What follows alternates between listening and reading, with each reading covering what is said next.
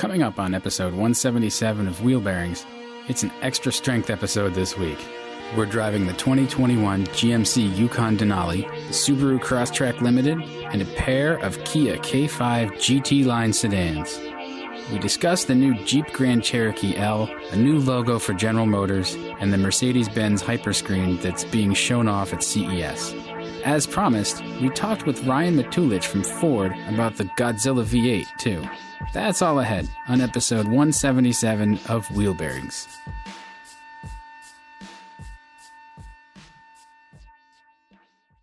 Did you know you can support Wheel Bearings directly? Head to patreon.com/wheelbearingsmedia and you can become a patron today. Your contributions will help fund the platforms and tools we use to bring the podcast to you, and exclusives and improvements are already on the way thanks to your generosity. So if you want to be a part of an automotive podcast like no other, head to patreon.com/wheelbearingsmedia. This is Wheel Bearings. I'm Dan Roth from Forbes. I'm Sam Abu-Al-Samad from Guidehouse Insights. And I'm Rebecca Lindland from Rebecca Drive. Sam won the coin toss this week. We did not do. So welcome back, everybody. Hey, I want to at least just start by saying hello to all of our Patreon patrons. Did you guys know we're up to 32 people directly supporting us? Wow. That's Thank you. Thank you so much to everybody. You like us. You really like us. Sally Field, Bandit. Excellent. Exactly. So I think we probably need to just take a minute here and run through the names of the people who are sending us their hard-earned money instead of doing things like, I don't know, buying groceries or... I mean, it's not a lot, you know. I'm sure they're also buying groceries too. I hope so. I hope nobody's putting themselves into dire financial straits. Please don't do that for us. But hey, let me start from the sort of the list here. So we need to thank Robert Grace. Brentel is the name that he signed up with. Vikram Kirby, Stephen. A couple of Stevens, Stephen No and Stephen Hutto, Scott Yang, Ronald Jennings, Nathan Banks. I don't have that whole email. Let me just look. Medulla Oblongata, which sounds like a surname, not a surname, a nom de plume. So, Larry Jack, Joseph Marino, John Bates, Harold Combs. Oh, some familiar names. Some fans from a long time. Ethan Pope, Colin Howe, Strictly Benjamin. Benjamin, thank you for your support. Andy Vickery, Rick Chin, Bryn, I am going to murder your last name, Bryn Berenshausen, I think. Another person I recognize from the Twitters. William Charles, Sean Whitehouse. Oh, I should say, okay, our blind spot monitor is our $2, $2.50 tier. And so these folks are blind spot monitor supporters. So Rick Chin and Bryn Berenshausen are blind spot monitor supporters. And then our next tier is the forward collision alert supporters. And that's $5 a month. And that's William Charles, Sean Whitehouse, Mark Toffelmeyer, Jeff Harrod, Jeff Donsbach, Holger Eilhard, Gareth Thomas, Florian Herzog, Eric White, Eric Lander. Eric Lander, I know you, like personally. Thank you. Daniel Podwall, Andy C. MD, very important. And then Adam Jacowinko. So there you go. That's all our supporters, everybody who is kicking in. You could be one too, and then we'll say nice things about you on the podcast like we have about all of these people. But we don't always say nice things. Sometimes we say critical things when we talk about the cars we drive, and so we should do that. Who wants to start? Like we didn't figure this out first, so we'll well, why doesn't Sam go first? Because Dan, you and I had almost the same vehicle, so we can compare and contrast. I would love that. So Sam, why don't you talk about the GMC Denali you had? Sure. So, yeah, I had the new Yukon Denali, which launched last year. And this is the latest edition of GM's full-size pickup truck, or full-size SUVs, not the pickup trucks, the body-on-frame SUVs. And, this is a segment, full-size SUVs that GM, just as Ford has been touting its market leadership on full-size pickup trucks for 4 odd decades, GM has been in the same position on the SUV side, the full-size SUV side. And this generation that launched last year with the new Escalade, the new Yukon, and the new Suburban is, one of the biggest changes to these vehicles in many decades. Can I ask you, what's the platform called on this one? I'm not even sure. Okay. Yeah, something like that. They don't really talk about those too much anymore. Okay. It is derived from the latest generation of the full-size pickups that launched a couple of years ago, but it is fairly significantly different too. The front suspension architecture is relatively common between the two, but for the first time, GM has finally adopted independent rear suspension on the SUVs, something that Ford did back, I guess about 13, 14 years ago on the Yukon, or on the Expedition and the Navigator. I think that was actually like turn of the century.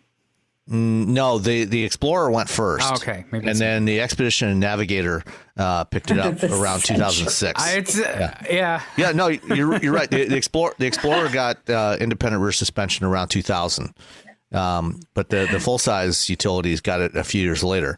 And the reason why this is important, it's not just about handling, which is, typically the main reason why you would go with independent rear suspension. Excuse me. In the case of these vehicles, these are big 3-row SUVs. And when you've got a solid rear axle, and the differential has to move up and down with the axle as you go over bumps and things like that. And so that means you've got to leave space for that axle to move. And so when you look inside the vehicle, if you've looked at Suburbans or Yukons or Escalades in the past, once you get past that second row of seats, you'll find that the floor goes up several inches. And because they have to have that space for the axle to move around underneath. And so as a result, they have typically had, anybody sitting in those third row seats has been in that classic, knees up position because the seat is mounted right on the floor. It's excellent. That's why no one wanted to sit in the middle.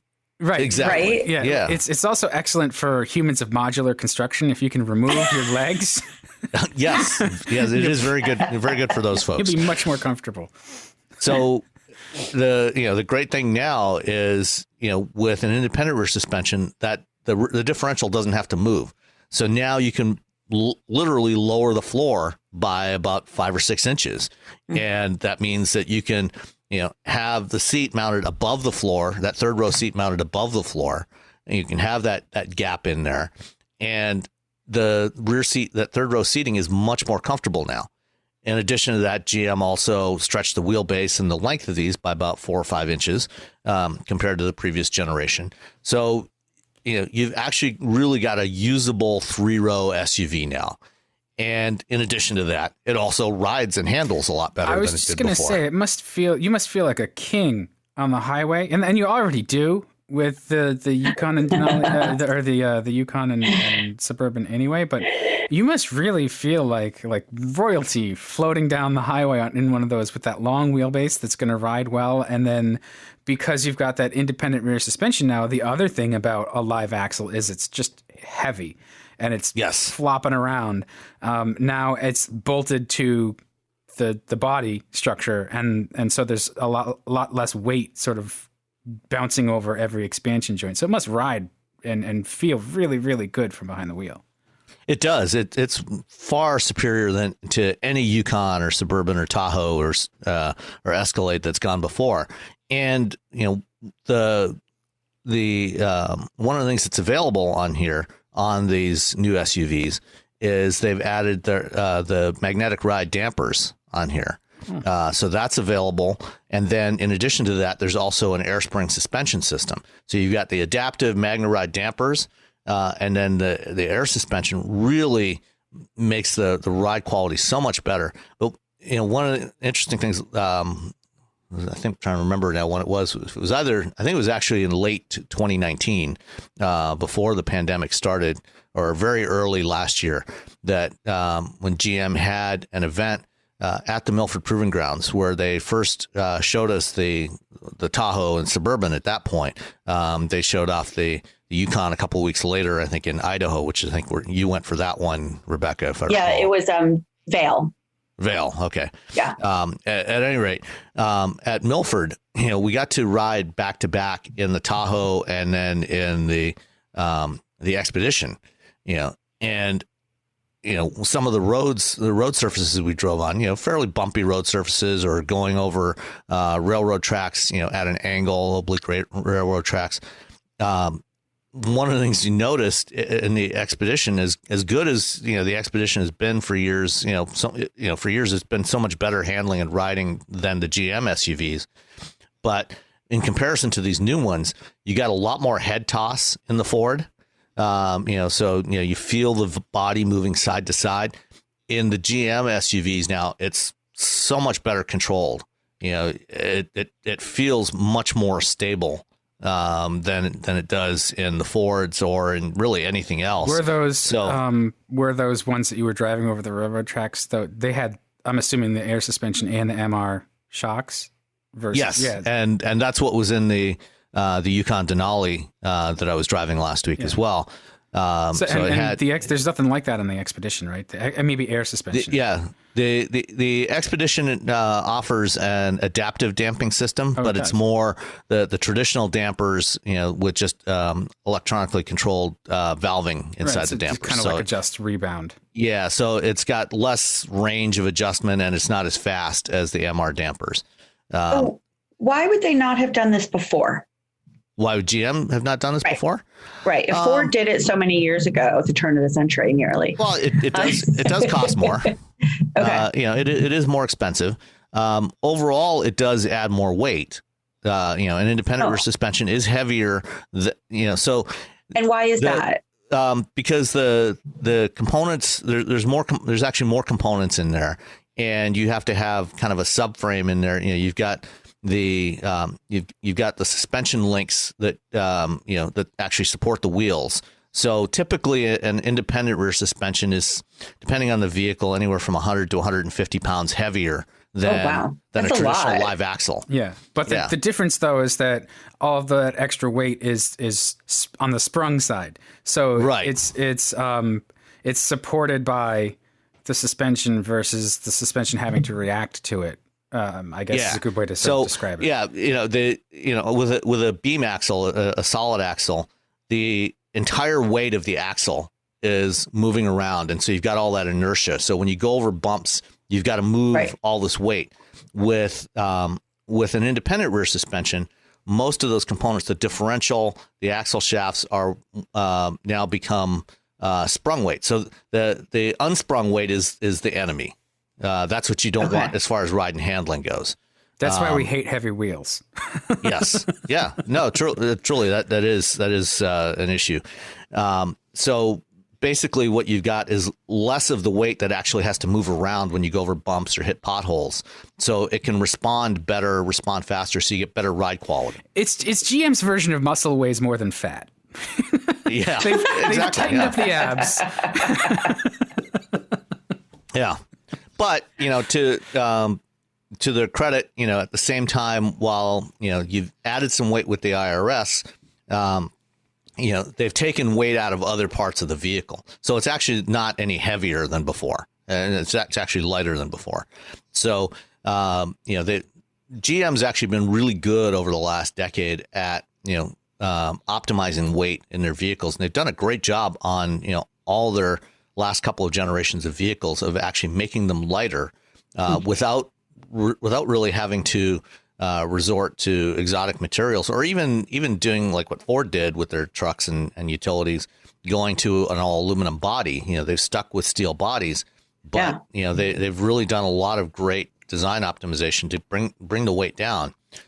Is there? I'm sorry. Go ahead. I was going to get super geeky, and I can just look at a press release. So carry on. Well, go ahead. I was just going to say, like, super geeky is what we're here for. Do they do any aluminum anywhere, like with the closures, like the door skins or the hood? Yeah. So there are aluminum, like the hood, the tailgate, and there is selective use of aluminum in a lot of places. So it's not like there's no aluminum, but they haven't made the entire body out of aluminum. Yeah. Right. Like Ford did. Right. And, GM's made some hay out of this with the trucks, especially, right.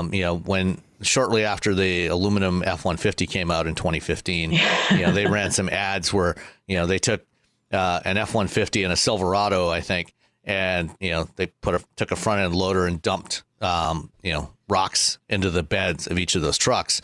And, one in the Ford, you actually got some tearing in the bed of the aluminum truck, whereas GM, it didn't do that. And now GM even offers a carbon fiber bed in some of the trucks. So, they are using aluminum selectively in various places. And, it's basically, smart use of the, for every single component, optimizing what is the right material to use from a balance of weight and cost and strength that's needed. So where you need extra strength, they're using steel. Where you can, where it's not as likely to be a problem, like the hood, then use aluminum. So they're doing some really smart stuff there. Or composites. So, GM knows a lot about composites. Composites too. So a lot of really smart stuff on this vehicle. I think overall really well executed. The materials and the fit and finish, as we've talked about before I think you had the Suburban, Rebecca. Yes. And the latest generation of trucks, they're, GM's big trucks and utilities, in the previous generation, we criticized them for, a lot of hard plastic. They felt kind of cheap compared to the competition. No longer an issue. The materials in this Yukon Denali, especially in the Denali, especially which is the high-end version, really live up to the price point, which is good because that price point is fairly hefty. It didn't seem like the Denali you expect to be expensive. So when you told us the price, it didn't seem that ridiculous. No, I mean, given the market. Have you told us the price yet? Not on the show. Not on the show. I'll get to that. Well, let's dive right into that. So the Yukon Denali, the two-wheel drive starts at a little over $68,000, which is, it's not bad for, a premium full-size SUV. I mean, you can get Yukons for a lot less than that, starting around $40,000. The Denali is the premium luxury version, and it's just like, half a step below an Escalade in terms of luxury. The one I drove, when you add four-wheel drive, that's the $68,000 is for a rear-wheel drive. You go to four-wheel drive, that adds several thousand more. The one I drove also had the Denali Ultimate package, which adds, and that was the only option, or actually, one of only three options. Well, then it's not the Ultimate package. If you can add more options after it, it's not the penultimate. The other options were the $495 premium for the Hunter Metallic paint. And $350 bucks for the floor console with the power sliding center drawer. But which I found quite handy in the Suburban. It's got like a power sliding center. That's it was cool. That sounds interesting. But the Ultimate package is $11,255. And going back, the base price of the four-wheel drive Denali is $71,400. That's not for $71,400. You don't get adaptive cruise control. I feel like that's an oversight. Yes, this is an issue we've complained about with GM for a while now with their packaging of driver assist features in their vehicles. They tend not to put them in a lot of these features. A lot of features that you can now get as standard equipment in $20,000 cars are not available, or they're part of extra cost packages on their premium vehicles. That's ridiculous. And it's a choice. It's not that it can't be done and it would really add to the cost. For $71,000, the adaptive cruise control, the radar, I mean, the only thing you're really adding for that is the radar sensor and some extra software. Those radar sensors that are used, they cost about $40. Well, I mean, that's not insignificant over a few hundred thousand cars. It's not. But at $71,000 to for a Denali, yeah, I would say bump it up by another $50 and include the adaptive cruise control as standard. And I'm building one right now that's I'm up to $84,000. Yeah, the one I drove was $83,795. Yeah, that's where I am exactly. Yeah. Wow. And it doesn't have adaptive cruise control. Well, the ultimate package includes the adaptive cruise control. So you got to buy that $11,000 option package to get adaptive cruise control. That's the only way to get adaptive cruise control. Yep. It's not available as a standalone option. Not that I could find. What I also find interesting about the Denali versus the AT4, which I actually tend to like the AT4 trim better because it looks a little bit more rugged. I was going to say aggressive. It's interesting to me that they went through the trouble of doing two different instrument panels, two different dashboards for the two different Yukons. The Denali has a different dashboard than the AT4 from what it looks like in pictures. And I think it should though, because they are two different customers. Yeah, it doesn't it's the AT4 is a little bit more like the truck, so it's got this sort of the free floating screen, and it maybe it's just a trick of the way the photography is, but I don't think so, because there's center vents, HVAC vents in the picture of the Denali interior that extend from the hood over the instrument panel, and that is not there in the photo of the AT4 interior. So the center vents are actually in the middle of the center stack. So to me, that's one of those little touches that separates the Denali from the lower trims, and there's a few of those that GM does across the lineup to really make the Denali feel something special, almost like 3/4 of the way to an Escalade. So I find that that's the first time I've seen that, is that they've gone through the trouble of two different dashboards. And I mean they've done a lot to distinguish the Denali from from the other trim levels, including a completely unique front fascia. There's a lot of stuff that's different. Overall, it's an expensive vehicle, but it's not crazy expensive compared to a lot of other premium SUVs. I mean, if you go out, and look at a Mercedes GLS, or BMW X7, you're going to pay at least that much anyway. So, at $84,000 for this thing, it's not. I mean, yes, it's expensive, but it's not crazy expensive in the context of the segment. And you can get a Yukon and get all the benefits of this upgraded Yukon, at half this price.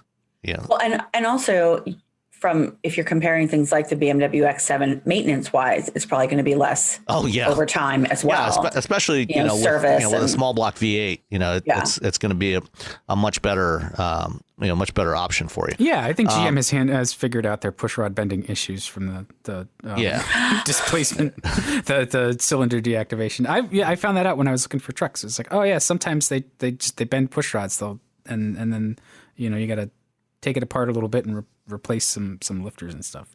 Yeah, it's easy enough to do. I mean, it's not a big job. It's big enough. I've done it before. No, it's not terrible, but it's so shouldn't be necessary. This is a handsome looking vehicle. It's got the power running boards.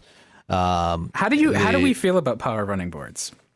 I like them. Yeah. I love them. I think if certainly, with a big vehicle like this, it certainly helps to have running boards, to be able to step up into it. I mean, for me personally, I can step up into it, especially if you have the air suspension. It lowers down anyway when you park it. But I don't personally have a challenge stepping up into it. But somebody like Rebecca, or even my wife, who's she's a little bit taller than you are, Rebecca, but it definitely helps to have those running boards. And then the fact that they do retract up against the body, as soon as you close the doors, definitely helps. If you're going through snow and everything, and they don't get as dirty. and it's better for aerodynamics. So there's a lot of benefits to it. Yes, it does add complexity. It's another thing to potentially break. Here in the briny north. So, but that's okay. I mean, I do like the functionality. It's just I mean, from a functional standpoint, it's definitely a benefit. And I mean, if you're driving through deep snow, not having that running board hanging down there, that's if it's tucked up against the body, it's going to be easier to get through deep snow than it is if it is hanging down. It's one more thing to drag through that snow. So I think that's good. On the Denali, they have just 2 engine options this year. They have the 6.2 liter V8, the big V8, and then which is actually a $1,500 premium over the standard engine, which is the diesel, the 3 liter diesel. Wait, the diesel is standard? The diesel is standard on the Denali. Fascinating. Wow. Yeah. The 5.3 is not available on the Denali this year. So the 3 liter diesel, which is a fantastic engine. We've talked about it before. Yeah. It's really smooth, really efficient. So quiet. Very quiet. Personally, I think if I was going to be buying a Denali, I would just go with the diesel. Because it's all the things I aspire to be: smooth, efficient, quiet. The 6.2 V8, is a great engine. It's a lovely engine. But man, is it thirsty. Well, what did you get for fuel economy? 14 miles per gallon. Excellent. Yeah. That's what I got with the 7.3. Well, actually, I got 12 and a half. I babied it a bit. It's EPA rated at 14 city, 16 or 19 highway, 16 combined. It was cold here. When I had it, I only managed just over 14 combined. I did some highway driving as well. Well, and it sounds good on ramps too. You get that lusty V8 V8 well, especially rumble. with the quad exhaust that's on the Denali. It's got the quad exhaust pipes. The other thing too with the diesel is the driving range. It's 750 miles for the Yukon XL. It definitely exceeds the range of an average human bladder. I was going to say, that's like 3 stops. That's crazy. Wow. Yeah, that's pretty impressive. And if you're going to tow, I was going to ask you about the towing. I didn't do any towing, but if you're going to be doing towing on a regular basis, the diesel is also, it's got a lower. I'm not sure exactly what the towing capacity is with the diesel. I'm looking and it's lower. I think it's around 8,000 pounds. Well, so one of the reasons why you would think that the diesels typically are a tow option, but there's heat management. There's actually extra weight with the diesel because of the exhaust after treatment stuff. So, and I dug into the Jeep Gladiator diesel, and that's where the curiosity started. It's like, why with the diesel is it probably not going to tow as much as it does with the Pentastar? And I'm assuming those reasons are similar here. There's only so much cooling you can get out of whatever they've got at frontal area and stuff, and the weight does play a factor too. But on the flip side, if you are towing, the nature of a diesel, when it's under heavy load, the fuel economy does not degrade nearly as much as it does with a gas engine. Yeah. If you're towing an 8,000 pound trailer with that 6.2, instead of 14 miles per gallon, you're probably going to get about 7 or 8. If you're doing the same thing with a diesel, instead of 23 miles per gallon, you're going to get maybe 21 or 22. The fuel economy tends to hold up a lot better if you're towing. So if you're thinking about Denali and you want to get and you plan to do towing, if you've got a boat or you got some snowmobiles or jet skis or something that you're going to tow on a regular basis, if you're only towing once or twice a year, it's not going to make a difference. But if you're towing regularly, you should definitely consider getting the diesel instead. And I think that's why GM offers the diesel. And the same thing is certainly true for Ford on their trucks, and for Chrysler. They offer the diesel engine because for those people that tow a lot, it does make a big difference. Yeah. Well, and these are great vehicles for towing. The long wheelbase is going to help you out. It's going to feel really good. It's not going to get wagged by the tail as much. If you're going to tow, pay attention to the numbers, because this is the thing that we do here as journalists who don't tow a lot. Is we'll look at the max towing number like, wow, that's excellent. it usually has a few asterisks next to it. Like you have to figure out what the payload is so that you can figure out your gross combined vehicle weight rating. And so, yes, it can tow 8,000 pounds with this very specific exact configuration, usually 2-wheel drive with the Class 3 hitch and, the towing package and stuff. So if you wanted like 4-wheel drive and max towing, that may be something that is not available. So you got to look at it. That's my treatise on towing. Yeah, but I do like the GM. I mean, and others have this as well. The towing package that they have, the visibility that they've done, the cameras, all the angles. Yeah. I mean, I learned to tow with GM. Ironically, nearly at the turn of the century. Really? And that's good. So when I need a delivery of some stuff, I'll call you. You can back because I suck at backing up a trailer. I'm terrible at it. Well, and the improvements, over time have been really significant. And as I said, others offer this as well. But what I like about this Yukon Denali is that, this is a very good example of, and we've talked about this before, when people ask us, what's the best vehicle? And it depends, right? And this is such a good vehicle for people that need this kind of capability, this passenger room, these interior features, even the driving range, the diesel, the towing. It checks so many of those boxes for that lifestyle. And so, this is one of the great things about so much variety. This vehicle is not for everybody, but it's not intended to be for everybody. It is intended for this particular customer. And that's why I think they've done a really good job of keeping that customer in mind. Yeah, absolutely. And, the extra length that they added, with this generation, like I said, they made it about 4 or 5 inches longer than the previous generation, makes a big difference inside. In that third row seat, adults can sit comfortably in that third row now. It's not just the seating position, not having that knees up seating position anymore, but it's also, there's actually more than adequate leg room in that third row, for me to sit back there, and fairly comfortably. And then, behind the third row, there's 25.5 cubic feet of cargo space behind the third row. Wow. Which, is very impressive, especially compared to some past generations of, the standard wheelbase Yukon and Tahoe. They tended to, they pushed that third row back. And so you tended to not have very much cargo space behind that third row. So if you had to use all 3 rows of seating, there wasn't much room for any other stuff in the back. This is the longest length, right? This is like a suburban length. Or is it? No, this is the 25.5 cubic feet is for the standard length. Oh, that's the one excellent I had. then. If you get the Yukon XL, the long wheelbase version, now you have 41.5 cubic feet behind the third row, which, and then, if you fold down both, if you fold both the second and third row seats, in the standard one, you get 123.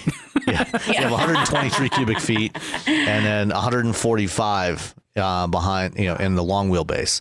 So, that, if you need that space, then, these are fantastic options. Well, and it's a vehicle that a family can grow into, right? So if you've got, if you've got young kids, 6, 7, 8 years old, by the time that they're 15, 16, they can still fit in that third row. I mean, you saw my grocery order yesterday in the trunk of the car. Of course, the 16, 17-year-olds can also, fit in the third row of a minivan. But not look nearly as sexy. Well, I mean, this is the thing I'm realizing this now. Well, and not tow as much too. Right, they don't tow it. That's true. I'm realizing so again, it's that it all depends. What are your needs? And as a family owner, your needs are really variable and they can change really quickly. And so, if your family does, if you do vacation in a certain way or you do certain activities and stuff, you need a vehicle that can handle anything and everything kind of at the drop of a hat. And that's part of what makes crossovers and SUVs very popular, is they can handle just about any weather conditions, most terrains that sane people are going to drive on. And they have, they're good comfort, good cargo room. there's a reason why they're popular, and I see that in my own life experience. So no wonder why it's popular. I love sports cars, but the practical decision is to not buy a sports car. It would be to buy something that's big and ready for just about anything, and that's what these are. And now, as the avowed lefty here, I'm going to step in and make a comment. The reality is that people buy vehicles like this, in many cases, because they want to have that capability, in case they ever need it. It's definitely irrational. But most of the time they don't need that is this capability. I mean, yes, I acknowledge there are absolutely cases. There are a lot of customers out there that need this kind of capability on a regular basis. But I very often also see these vehicles running around with just one person in there. Yeah, we certainly. Like it was last week when I was driving it. Yeah. No, you're absolutely right. Yeah. Even people that own them, if you only need a vehicle like this, 2 or 3 times a year, there are options to rent these things. Yeah, but that's such a I know, but nobody thinks like that. It's too rational. I know it's an absolutely un-American attitude to express. But part of it too is like, as you're just dealing with the chaos of a multi-child family, and as they get older and they do their things and they go their places, like it's just sometimes you buy that comfort and you're like, yeah, I'll only use it twice a year, but I've got it all the time. Yeah. Instead of like having to now figure out a rental, and you like if you've ever rented a car, it's a bit of a hassle, even if the rental office is like a couple miles away. It's just a pain. And I get it. It's still, it's where you're paying for the convenience and polluting more and all of those things. So what's more American than that though? Like I get it. And you're right. Yeah. I think it's an irrational kind of comfort level that we're buying. But it's also like, there's a reason why we like them. And so it takes a family through multiple life stages. Yeah. It takes an owner, I should say, through multiple life stages, right? That's the thing, is that this is, if you've got even 3 kids, which is not unreasonable, this is a vehicle that, and if you've got 3 kids, they've got friends as well, and that's the thing, is it's pile in, pile out. I mean, when I was growing up with one of 8, my parents would have killed to have this car. You had 7 siblings? I have 7 siblings. Wow. Have I never mentioned that? No. Wow. I'm the youngest and by far the smallest of the So group. You got to ride in the back of the like Oldsmobile Custom Cruiser, right? The seats. Oh, we had the panel van. We had the panel station wagon. Excellent. We had a giant. Oh, I'll have to ask my sisters because obviously they're so my next closest sibling is 18 months older than me. And then I've got siblings that are, 10, 12, 13 years older than me. But I'll ask my sister, who is 5 years older than me. She was the one that mostly drove me around, obviously until I could drive myself. And then everyone else was at college. So, yeah, I have siblings that I never really lived with. Wow. Because they were off to college before I was like really aware of what was happening. I was just shoved in any vehicle. I could fit anywhere.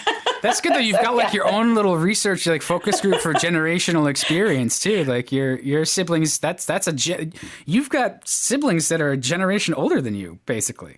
I do. No, everyone else in my family are baby boomers. Wow. To bring it with the Gen X. That's right. Well, and they span, a baby boomer, the younger, they tend to be younger baby boomers, but we have a big family and I have 4 brothers first and then 2 sisters and then my brother David and then me. So, my mother actually never drove in a minivan. When I took my parents to the Chrysler Town and Country launch in California, in San Diego in 2005 or 6 or something. That was the first time my mother had ever been in a minivan. Wow. Yeah. So it's really you're right. She probably would have loved to have something like that or something like this Denali, when you guys were younger.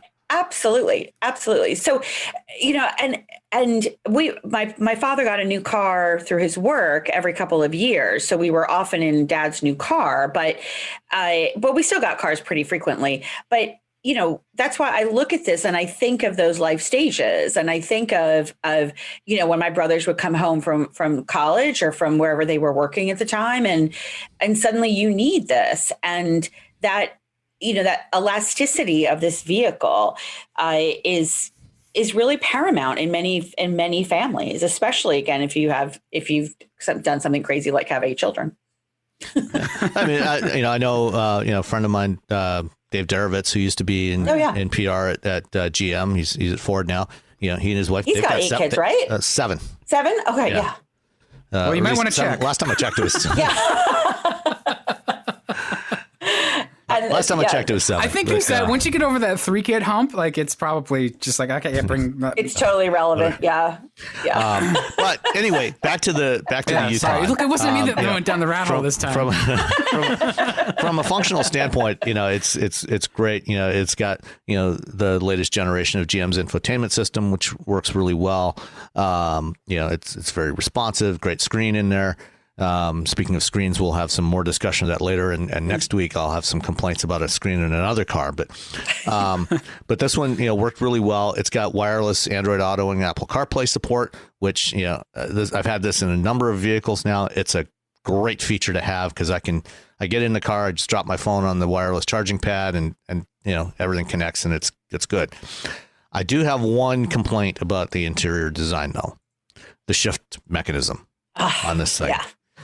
So as manufacturers have moved over to electronic shifting systems for their automatic transmissions, designers have come up with all kinds of different ways to actuate, whether you want park, reverse, neutral, drive.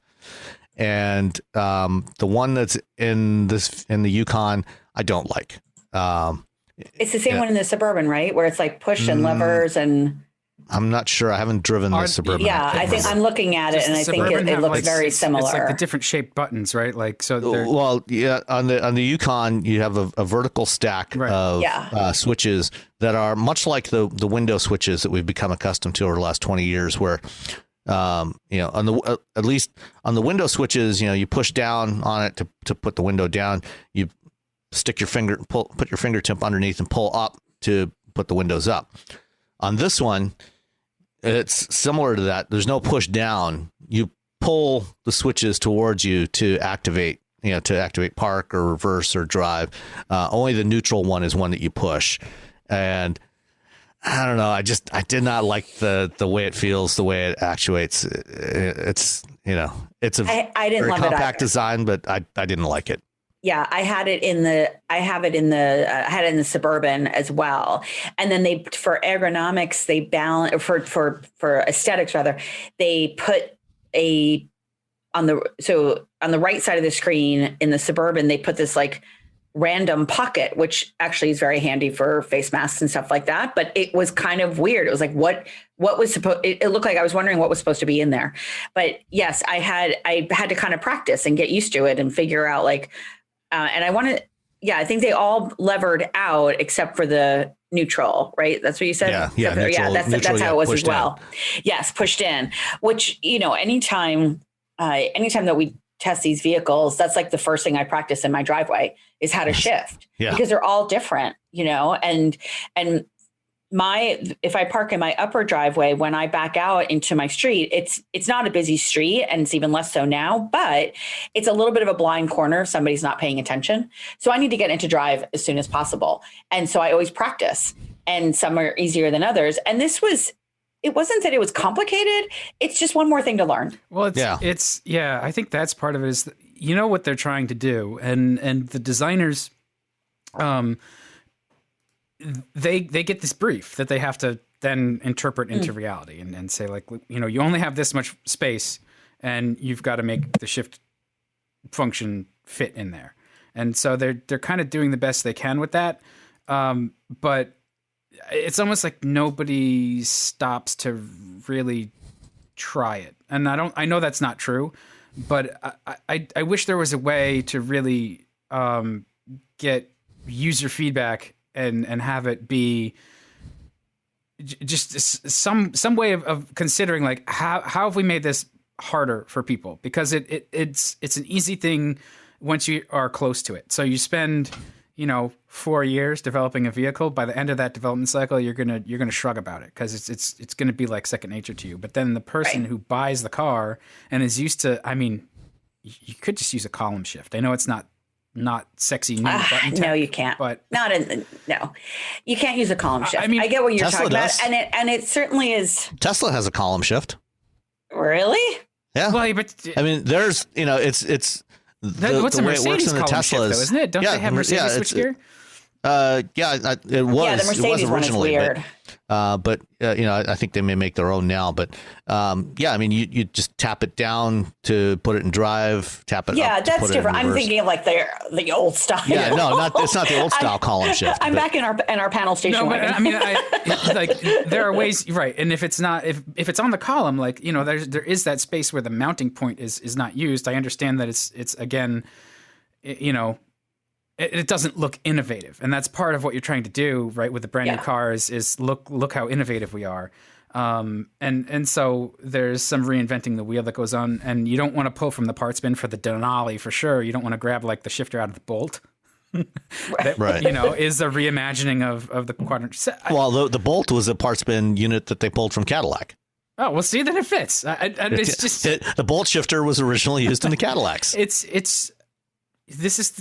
We're never going to get insight into this decision-making process. It's just the result of it has wound us up. I mean, it's just, I don't like the way that particular shift system works. And they have a similar one in the Acadia.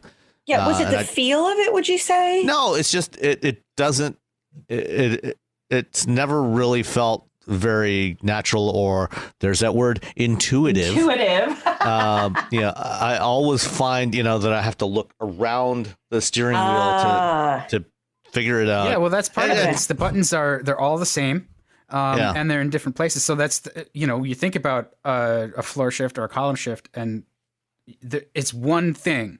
You can reach out and you can grab it, and you've got it, and then you move it positionally, and that tells you what gear you're in. This is 4 different buttons. Let alone the manual selection, which is another rocker. So that's confusing if you're trying to do it by touch. I think one of the things drivers don't realize is how much they operate the vehicle by touch without looking, until you get confused, and then you wind up looking at stuff way too much and you hit things. Yeah. I mean, I certainly have that issue with plenty of center console shifters, or a lot of these things. Even if it's a handle, like what is it, the Honda? Right, the Honda Odyssey has it kind of like on the console. It's on the console, right? Yeah. Right. And so you still have to kind of look, but I know what you mean. Like with the Honda one, once it's as low as it goes, you're in drive, and so it's not as opposed to the ones that really mess me up are the ones that go into manual mode. By moving over. So at the same time, you've got to shift it to get it into drive. And then all of a sudden you're in manual mode, and you find out when you're at 7,000 RPMs. Right. So why am I hitting the rev limiter? Oh, exactly. Oh yeah. Well, why is the car rolling forward down the driveway? Yeah, for sure. So no, I think, the challenge when they're making these decisions, I think, is what's the alternative? And we don't know what this looked like at the very beginning. I mean, and the worst thing you want to do is engineer by compromise, but there is some element of saying, okay, we know this is the space that we have to put some kind of mechanism in.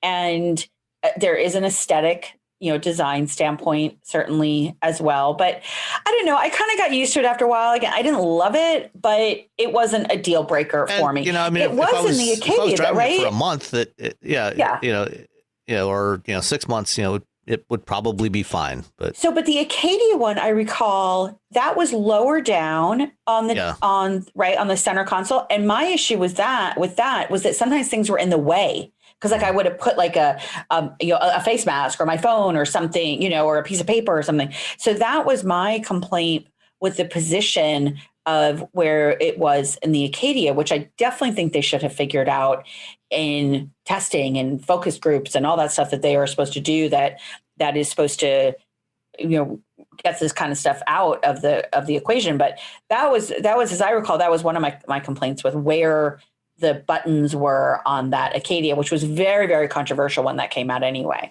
Yeah. So aside from that, it's a great truck, great SUV. Excellent. All that being said. Yeah. Well, I'm kind of jealous that you two have had a chance to drive this, and I haven't because it does look lovely, and I do like big trucks, big SUVs. So, and you cannot lie. I cannot lie.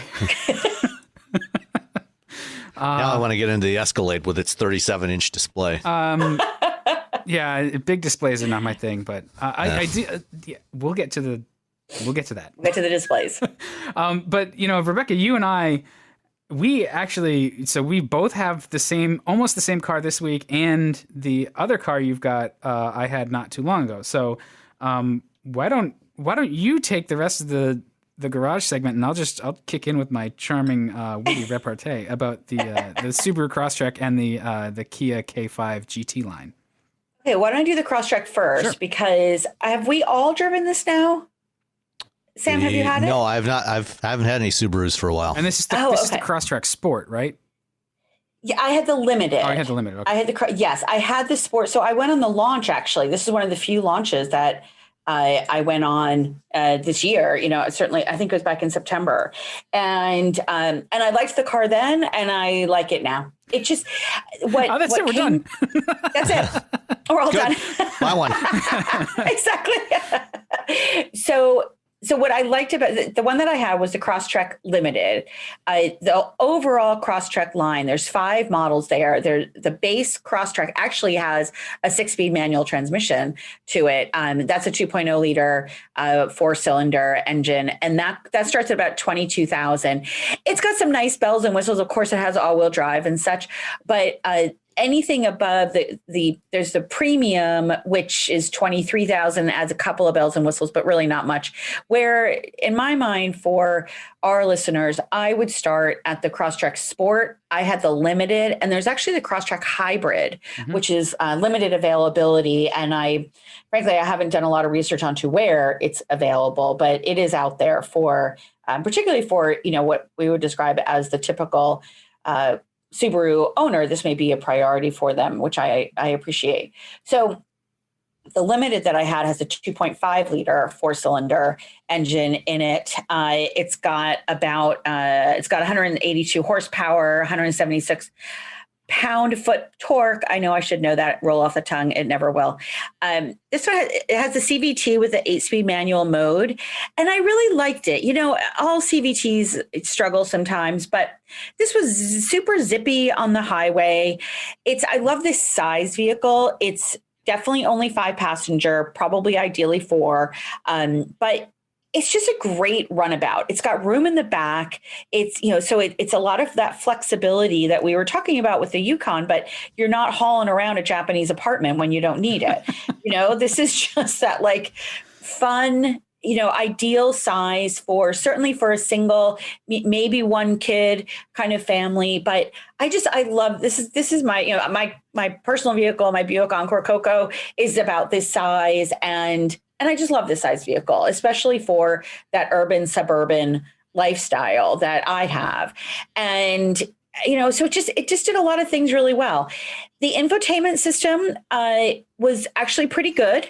I didn't really have any definitive issues with it, which is a miracle for me, of course, as always. And I feel like the features in it are really nice. It's got, especially again, I'm at the top of the line with the Limited. So it's got some nice leather interior. It's got an 18-inch alloy wheels. They do have a vegan interior as well. StarTex.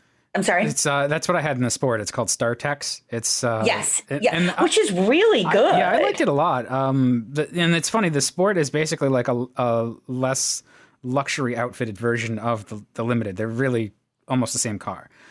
They are, yes, very much so. And they've done a good job with saying, if you want that Sport, that is going to be something that is more athletic, definitely less luxurious, but very lifestyle oriented. They all have what's called, again, from Sport, Limited, and the Hybrid, they have what's called X mode, which unfortunately I didn't really get to use because it's more like deep snow, mud kind of situation. But it's there again, if you need it. And unfortunately we didn't have any snow for me to try out, because that would have been a lot of fun. I find that because that basically locks the different, like the diffs, the center differential. I usually try to drive the cars that have that kind of feature, like 4-wheel drive and stuff. I try to drive them into the snowbank in front of the house in the winter and try to get them stuck. And the lock mode, like that's really all that most people need is like the occasional all-wheel drive that you can lock. You don't need auto or anything like that. You just hit lock mode and you get all 4 wheels sort of pulling for you, and you can get out of those common situations where you might get stuck. Yeah, because when I went on the launch, we did take it off road, and again, the size is super fun off road because you can fit it in places that without getting stuck, and so it goes around. I mean, there's great opportunity to take it off road, get a little mud on the tires. From a comfort standpoint, I think the only thing that surprised and disappointed me a little bit is that there's no heated steering wheel, which I know is silly, but for people, this is very much of a New England car, right? Like this is like, I would have expected a heated steering wheel in this thing. I'm not going to lie. And I would have paid for it. I think a lot of people would pay for it. I'm to the point now where I like it. It's a feature I want in my next car. So I remember, I think it must have been 2010, my first BMW X3. That was the first time that I had a heated steering wheel. And my German colleagues thought it was the stupidest thing in the entire world. And I was like, you just wait. You wait. And now they've taken over the world. Right. Exactly. And I really found that I feel much the same way about the Crosstrek. It's a super handy size. It's basically an Impreza hatch that's got a little bit more ride height. I love the description as a runabout. I think that's perfect. It's one of those, like Sam, you were saying, most people rationally don't need the SUV to do everything. This is the perfect example. This car basically just does just about everything you need most of the time. It's a lot more efficient than a Suburban. And it has that all-weather capability that, again, you probably were buying comfort. You don't need it most of the time. It's going to be great on just winter tires, but it's there if you need it. And it'll probably fit in your garage. It'll absolutely fit in your garage. Well, and cars these days are bigger than they seem anyway. But yeah. Well, one of the we've mentioned Jill Simonello before. One of the things that I like that she does every week when she gets cars is she actually tests to see if they will fit in her garage. Yes. And a lot of the big trucks and SUVs are too long. Yeah. And she's in Chicago. She's in urban Chicago. I think she's in town. I think they just moved. I don't know exactly where they are in Chicago. How urban or suburban they are. She should come yeah. But she does have a standard size garage, and a lot of these things don't fit. Yeah. No, it's a great test. She's on TikTok as well, and she does a lot of really good things on that platform. And so I would encourage people to check out Jill Simonelli, Cimin, and then it goes from there. I'll put it in the show notes. So it keeps going. I'm just not lucky enough to have a garage over 20 years. It's like I have a garage. It's filled with crap. That's what I mean. This. Our garage is reserved for the Miata and my wife's car. Yeah. So. Yes. But that is a good point. It basically does fit just about anywhere, and it handles those teenager grocery loads pretty well, because I certainly used it for that. It's and it has a real cross-generational appeal. Folks that are younger and just sort of looking for their first car are going to need something that's kind of all-purpose.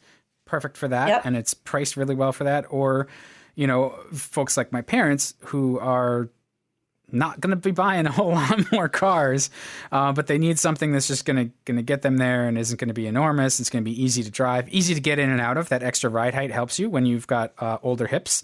Yes. So it's just, Subaru making a really competitive product. It's pretty compelling, and it has the eyesight forward collision warning and dynamic cruise and all of those goodies. Yeah. One thing about that, I'm glad you brought that up, because I remember on the launch, it was a little distracting because the eyesight requires a pretty large case, a box just to the left of the rearview mirror. And I remember in the launch sitting in it and being like, what is that? And once I figured out what it wasn't distracting, but I actually didn't have that same feeling in this particular vehicle. I remember looking at it, and part of it was I knew what it was, but that is, the visibility in this vehicle is really excellent. I will say that you have to just just train your eye and just be like, oh, that's the eyesight thing. Because it is pretty bulky initially. Yeah, so for those not familiar with eyesight, instead of using radar for the adaptive cruise control like most manufacturers do, Subaru has a system that uses stereo cameras, and most forward view cameras for the forward collision alert, it's just it's a monovision camera mounted right above the mirror. This one has two cameras on either side of the mirror, and you have to have that distance between them that they use using the parallax to estimate the distance to the vehicle in front of you. And so that's why it's a larger package than what you typically find in most modern cars. Yeah. And I remember when I had this vehicle, we spoke more at length about this in a previous wheel bearings. I remember you gave that really helpful explanation as well. So, but overall, it was just a fun vehicle. And I don't know if I mentioned, so the one that I had was 31,000 and change delivered. Destination is just over $1,000. And as Dan, you just said, the pricing on it is really competitive. I feel like you're getting a lot of good value for 28 to 30,000. Yep. And, pretty decent fuel economy. It's rated for 34 highway, 27 city. I got a little bit less than that, but I know that I had more idle time. I was taking quite a few pictures and I had the engine running because I kept moving the car because the beach is blocked off now. And so I have to kind of maneuver where I want to take some pictures. But I think I was kind of in that like mid 20s range. So it wasn't fantastic, but it wasn't terrible. I generally just expect that a Subaru is going to get about 25 miles per gallon. That's just, Yeah, I think that's a reasonable assumption. I do remember also around shortly after this vehicle came out, I did an article back when I was writing for Forbes about perfect vehicles in a post-Sandy world, right after Hurricane Sandy hit the East Coast. And I remember the ride height on this was about in that 8 to 9 inch range. And that was perfect for kind of, maneuvering around tree branches that were there a lot. And that fuel economy came into play as well, because it was pretty good. And so I remember this was one of my favorite vehicles for that kind of do everything, go anywhere without being burdened by something so huge that it got in the way. So, it was just a good experience. I was kind of sad to see it go because I just liked it. Yeah, but the one thing I think it leaves an impression with me is like it does all of those things very well. I just wish it were a little quieter. It's got a little bit of I can get behind that. But I've had worse cars. That's true. Because I know I definitely have had cars where I kept making sure that the windows were up. Yeah. Yep. That's never good. The other thing too is, I have the opportunity to drive on both 95, which has trucks, and the very picturesque Route 15 or Merritt Parkway, which is a 2-lane cars only road. And, that's a very beautiful drive. There's a lot of trees and it's quieter from a vehicle standpoint, but it's very, very hilly as well. And this did well. I mean, again, a little bit of a whine going up some of the steepest hills there. But then when I was on 95, I didn't feel like I was going to be swallowed up by a truck any more than in any other vehicle. And so it's always that balance to see, like, how does this perform? I will say, I don't think I took the Miata on 95 because I was afraid. Where's your spirit of bravery? Come on. Let's move to the Kia K5. Yes. Because that's another car I think we both feel is So I got into it and I looked around and this is the GT line. This is not the GT. It's the GT line, which is apparently different. I just looked around and then I drove it and it's just so beautifully executed. And I looked at the price. It's $28,000 is the bottom line on the sticker for mine. And that's just an astoundingly good car for that money. Yes, and I think mine is 31 because I have all-wheel drive. Do you have all-wheel drive? I don't think I do. I think mine is just, and it's the 1.6 you're turbo right. in mine. And people everywhere I have gone with this thing, whether it's downtown Greenwich, my pizza guy came out and looked at it.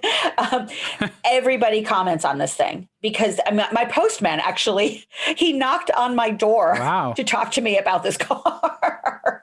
because it's that gorgeous putty gray that we were trying to figure out how to describe it. I mean, it's sort of that, like, I've heard it described as like that China gray, but it's that, like, it has that really rich, almost flat, but dynamic that doesn't make any sense. I realize, and you have the same color. It's got like a depth to it. I think it's similar to the gray that Mazda uses on the 3 as well.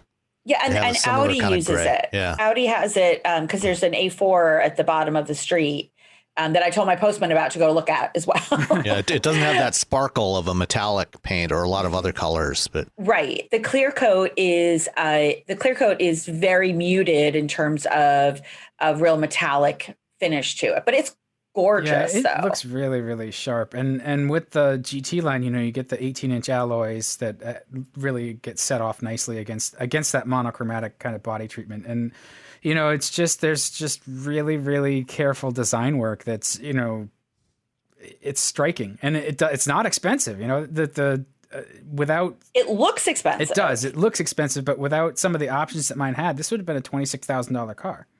Which is like, yeah, no, absolutely. It really is. I'm looking real quick because there is a difference, and you're right. The GT line versus GT. Right. So the GT line, which is what we have, is the 1.6 liter 4-cylinder. The GT is the 2.5 liter 4-cylinder. So the GT line is based on the LXS trim level.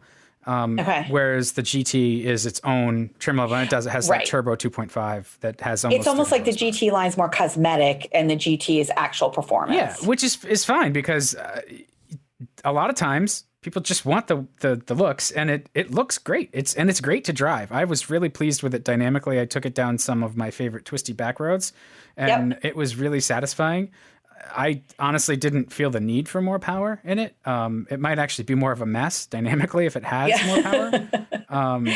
So the only complaint that I had was I did not love the exhaust note when it was in the standard mode. Oh. So when it's in, it sound, and I mentioned this on the last podcast that I was driving a car that sort of sounded like a motorboat. I didn't love that. I felt like they missed the opportunity to add some bass. Now it's better when I put it in sport. See, I've been driving it in sport mode, so all sorts of fun. But I would be curious as to if you have that same. But that was my only complaint with it. I was kind of like, what is that noise? Like, oh my goodness, that's a terrible. It just, I don't know. It didn't have a throatiness. I felt like it was missing the throatiness that I wanted, and probably exists in the GT. But the GT line, I didn't love that initial exhaust note. Again, putting it in Sport Plus, all that goes away. It's tons of fun. And I love the fact that you can change the driving mode on the fly and you feel it right away. Yeah. As soon as you put it into Sport, you feel the car tighten up a little bit. You feel the RPMs, they get a little bit more exaggerated. The steering tightens up. Everything kind of gets more fun. Yeah. And that's the way it steers, the way it rides and handles, was impressive to me. That's where I think all those Germans they've bought have done a really good job. Because it actually reminds me of the way Saabs used to drive, and it has that different styling that sort of makes them stand out. So it's got that Saab-y feel to me, and maybe it's just me sort of tying it to that other brand that has that discipline but has its own sort of way of going about it, like Saabs used to do. But it's a really pleasant car. I like how the interior is. It's not leather. It's faux leather, which is fine. It looks nice. It's leatherette and cloth seat trim. Looks really good. The seats are pretty comfortable. Mine has the red interior package, which I guess is mine has that too. GT line thing. Looks great against the gray paint. And I love the rims are fabulous. Yeah, it's just, and it's thoughtfully designed. Like you talk about having a place for your phone is something that a lot of cars sometimes miss on.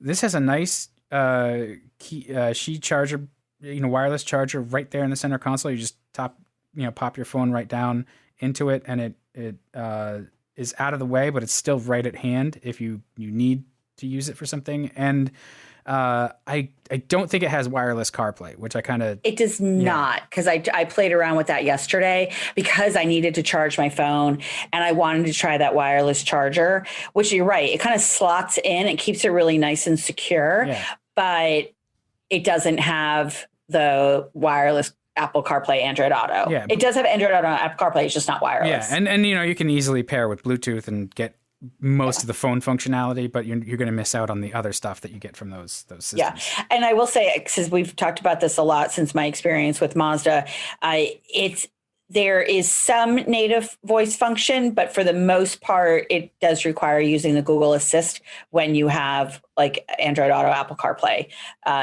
activated. But it's actually worked out pretty well. The only thing is they've got these nature scene sounds. So mine doesn't have Sirius XM on it. So it's, AM, FM, and then these nature scenes that are like nails on a chalkboard. Wait. Yesterday I'm in the car saying, make it stop, stop. Like it plays like background noise? Oh, like it's like there's one that's fireplace, and it's like the crickling and crinking of a fireplace. Like a kid in the back seat with a snack wrapper. And you're like, would you put that down? It is. Every single one of these sounds of nature thing is like that. They have Snow Village, and it's the sound of somebody walking in the snow. I mean, even now I'm like just cringing just thinking about it. I'm like, make it stop, make it stop. Does this while you drive? Yes. This is one of the media options. And oh my gosh, it is just, who thought that was a good idea? Well, it's interesting. Like I noticed a lot of the Korean cars would play little songs for you when you shut them off and get in. That started a few years ago. And so that's like my Samsung washer and dryer does that. Drives me crazy. Does it too. So I wonder if it's just like a cultural thing where maybe, that's just something that delights that market, customers in that market that we're now getting as a benefit. Yeah, maybe. And I don't know, but that's got. I mean, I was going to reach out to James Bell, who we all know, he's head of PR at Kia, and just be like, make it stop. Or at least let us put in the sounds that we want to hear. Maybe I want to hear a machine shop. Well, there you go. See, excellent. But yeah, there's like 8 of these sounds of nature thing. And I tried all of them, and all of them made my skin crawl. You hated all. That's excellent. Well, I haven't played with that. I don't have a ton of seat time in the K5 yet, but it's really, really well executed. Design-wise, obviously you can see that it's fantastic. Materials-wise, once you actually get in it and experience it, it's also really good. Everything feels good. Everything looks good. The switchgear, the materials, and pricing, it's really, really competitive. Driving-wise, it's very pleasing. So it's a really well-rounded package. It's I guess the only sort of criticism I can offer is the trunk. The opening on it sucks a little bit, like most modern sedans, because they have that roof line. This could have easily been a hidden hatch. Yeah, and it probably should have been, more like the Stinger. Yeah. Yes, exactly right. Yeah, I think most sedans should go that way anyway, because otherwise, the way the styling is, you lose the ability to get stuff in and out of the cargo area. Yeah, I mean, you can do it without changing the shape of the vehicle. Right. It will add some cost and probably some weight, because now you have this big hole in the back of your structure, so you've got to reinforce it in other ways, and then the hatch itself, the hatch mechanism, is going to add some weight. So that may be the reason why they don't do it. But from a functional standpoint, it would make so much more sense to just make these things hatchbacks. It would. Audi A7, Kia Stinger kind of style. And we should make sure that our listeners know. So this 2021 Kia K5 midsize sedan replaces the 2020 Kia Optima. So they're going to this different naming convention that actually does reflect more of what they have in Korea in their home market. So if you're looking for the Kia Optima, it's now called the K5, but it is really, really good. The other thing too, talking about some of the visibility things, with that sloping roof line, then comes a pretty narrow rear view. I found it to be, I'm used to, because I've had so many hatchbacks over the years, but I had my sister sit in it yesterday for me and kind of move around and to see how the visibility is. I think that if you have 3 people sitting in that back for even a short drive, I do think that there might be a little bit of visibility issues. She sat in it, and it's fairly wide in the back, so it wasn't as bad as I feared. But I do think that I could see some people on a test drive being a little bit thrown off by the very narrow rear window. Yeah, you're going to need your mirrors if you've got a full load of passengers in there. Or a camera mirror system. Yeah, the camera mirror system would be fantastic in this. Yeah. For sure. Yeah, but overall, I mean, it's just, it's as I said, everybody has commented on it. Every time I've driven it, somebody has stopped me, waved me down at one point. And again, the postman, other people that I've encountered have said, what is that? Because also in the back, it's got that cool, the third tail light is goes all the way across. So at night, it's very dramatic looking as well. And the way that they've trimmed this out is just it's a really, really sharp vehicle. It looks far more expensive than it is. And it's working for them. Apparently, Kia had a pretty good year, even this year. Yeah. Well, I'm getting one next week. I'm getting an EX next week. So I'm looking forward to trying this one out. Oh, good. I've been a fan of the Optima. Yeah. I love that it's a mid-level trim that we're all kind of getting. It's always easy to charm people with the highest trim level. Right. So putting out something that's not the fanciest version gives us a really good chance to sort of see what people are actually buying and how it holds up. Yes, for sure. Smartphones have gotten way more expensive over the past decade, and all it takes is one impact on a hard floor to make you wish you had spent a few bucks to put a case on it. Going online without ExpressVPN is like not having a case for your phone, and it only costs a few dollars a month. Nicole, Robbie, and I travel a lot for our work, and we spend a lot of time in hotels, coffee shops, airplanes, and of course the Delta Sky Club. Connecting to the Wi-Fi in any public places with shared Wi-Fi puts your data at risk because bad actors could be intercepting what you send and using it to steal from you. It only takes some cheap hardware to intercept Wi-Fi data, and even a smart preteen can do it.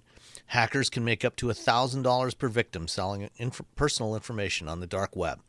ExpressVPN stops the bad guys by creating a secure, encrypted tunnel between your device and the internet.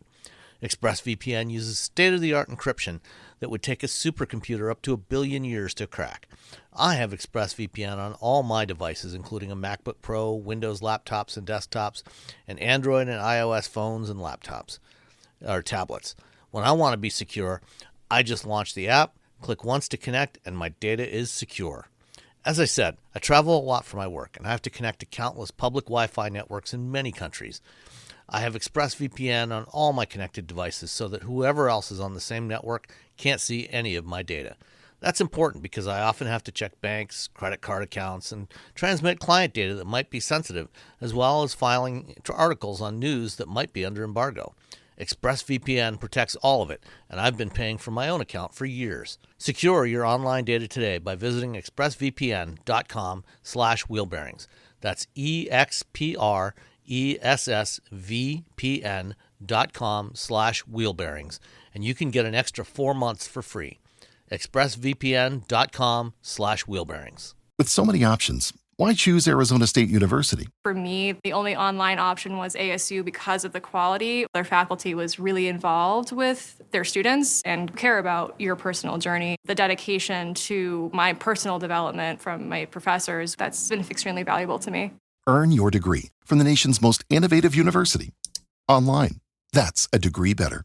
Explore more than 300 undergraduate, graduate, and certificate programs at asuonline.asu.edu.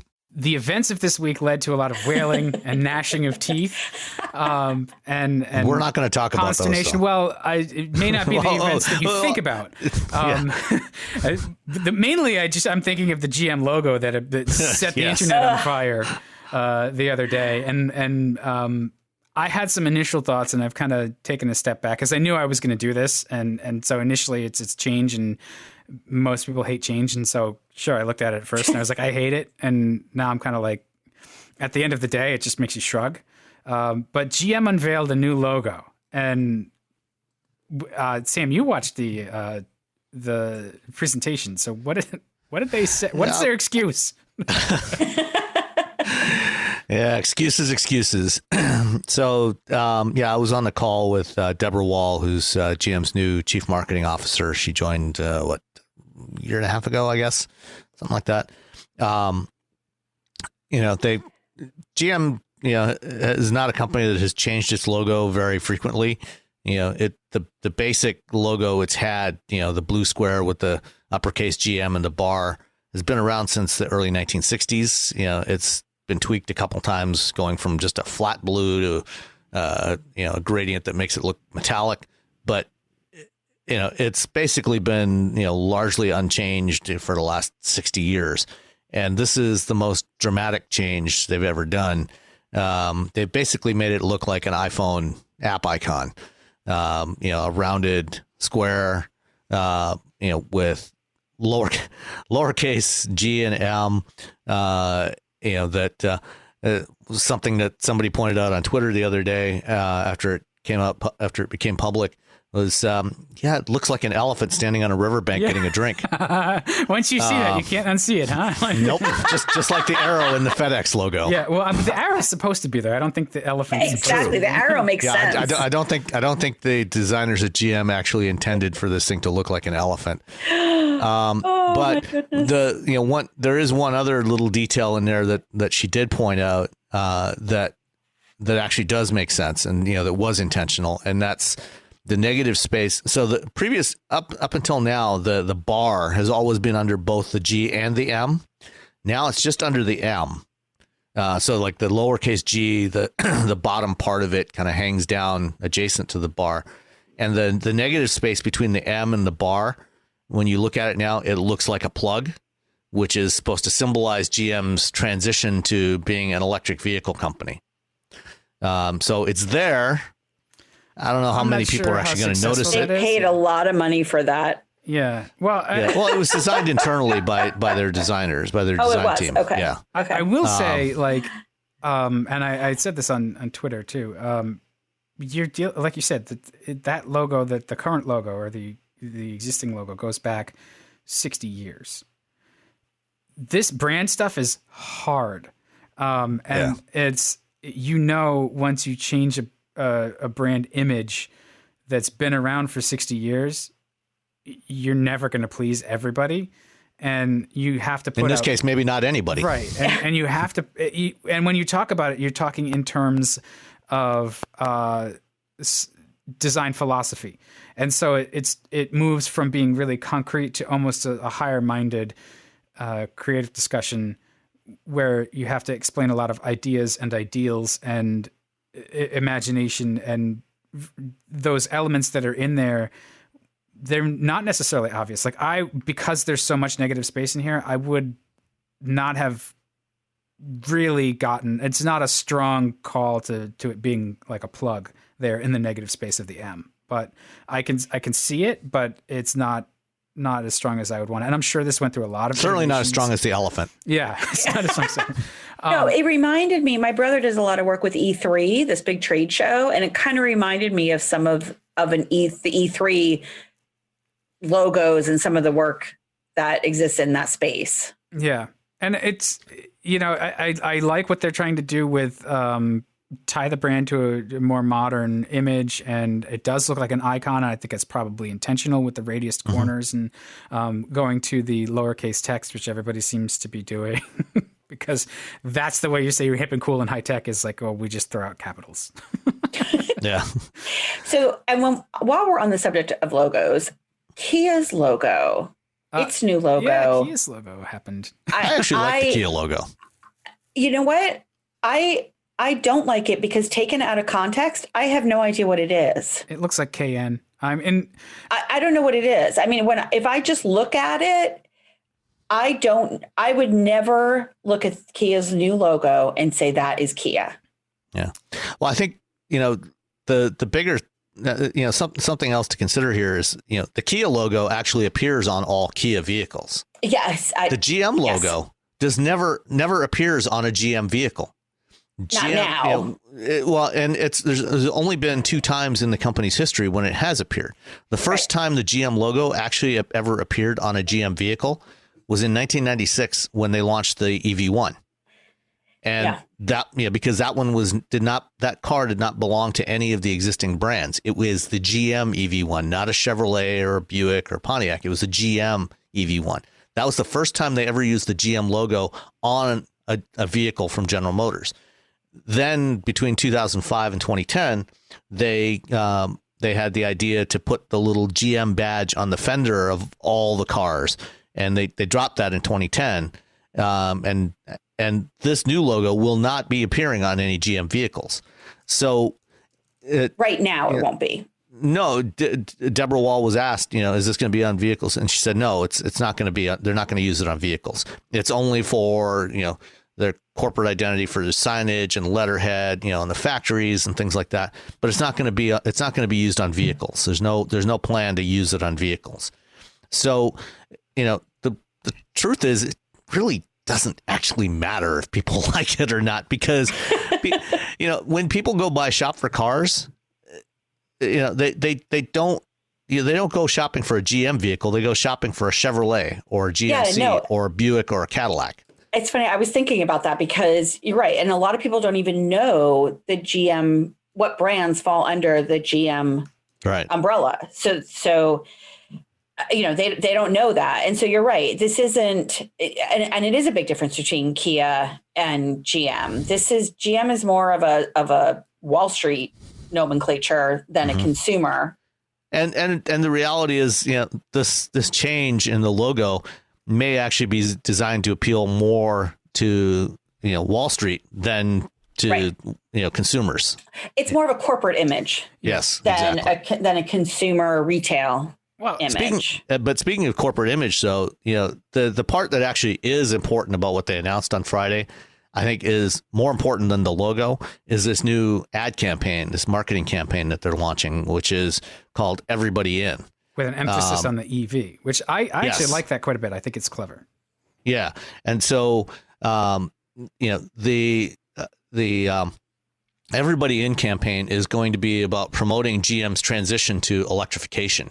And the whole premise around it is that, EVs aren't just for, environmentalists now, or, for early adopters. We're going to have EVs for everybody. And, hence the Everybody In, tagline. And, unfortunately, the first ad, has too much emphasis on Malcolm Gladwell. But, this is going to be an ongoing campaign over at least the next couple of years, as they start to launch all these new EVs starting later this year with the Hummer EV and various other and the Cadillac Lyriq early next year. And I think on Tuesday, we're recording this on Sunday morning. On Tuesday at virtual CES, Mary Barra, the CEO, is going to be doing a keynote, and she's expected to make some additional announcements about other products that are coming, other EV products that are coming from GM. Including probably a Chevy electric pickup truck, which may even launch this year. I wouldn't be surprised if it does launch this year alongside the Hummer. So I think, as with anything like this, you get a reaction, and that's the best you can hope for, is that, love it or hate it, people are looking at it and talking about GM. They're not talking about Tesla. They're not talking about Ford. They're talking about GM and how much they don't like the logo. But then that's the opportunity for you to ask, what were they thinking? And then, well, here's what they were thinking. And then you can explain. That's a good point. So people can hate it. That's fine. And it's tough, because you're not just designing a logo, you're designing a logo system.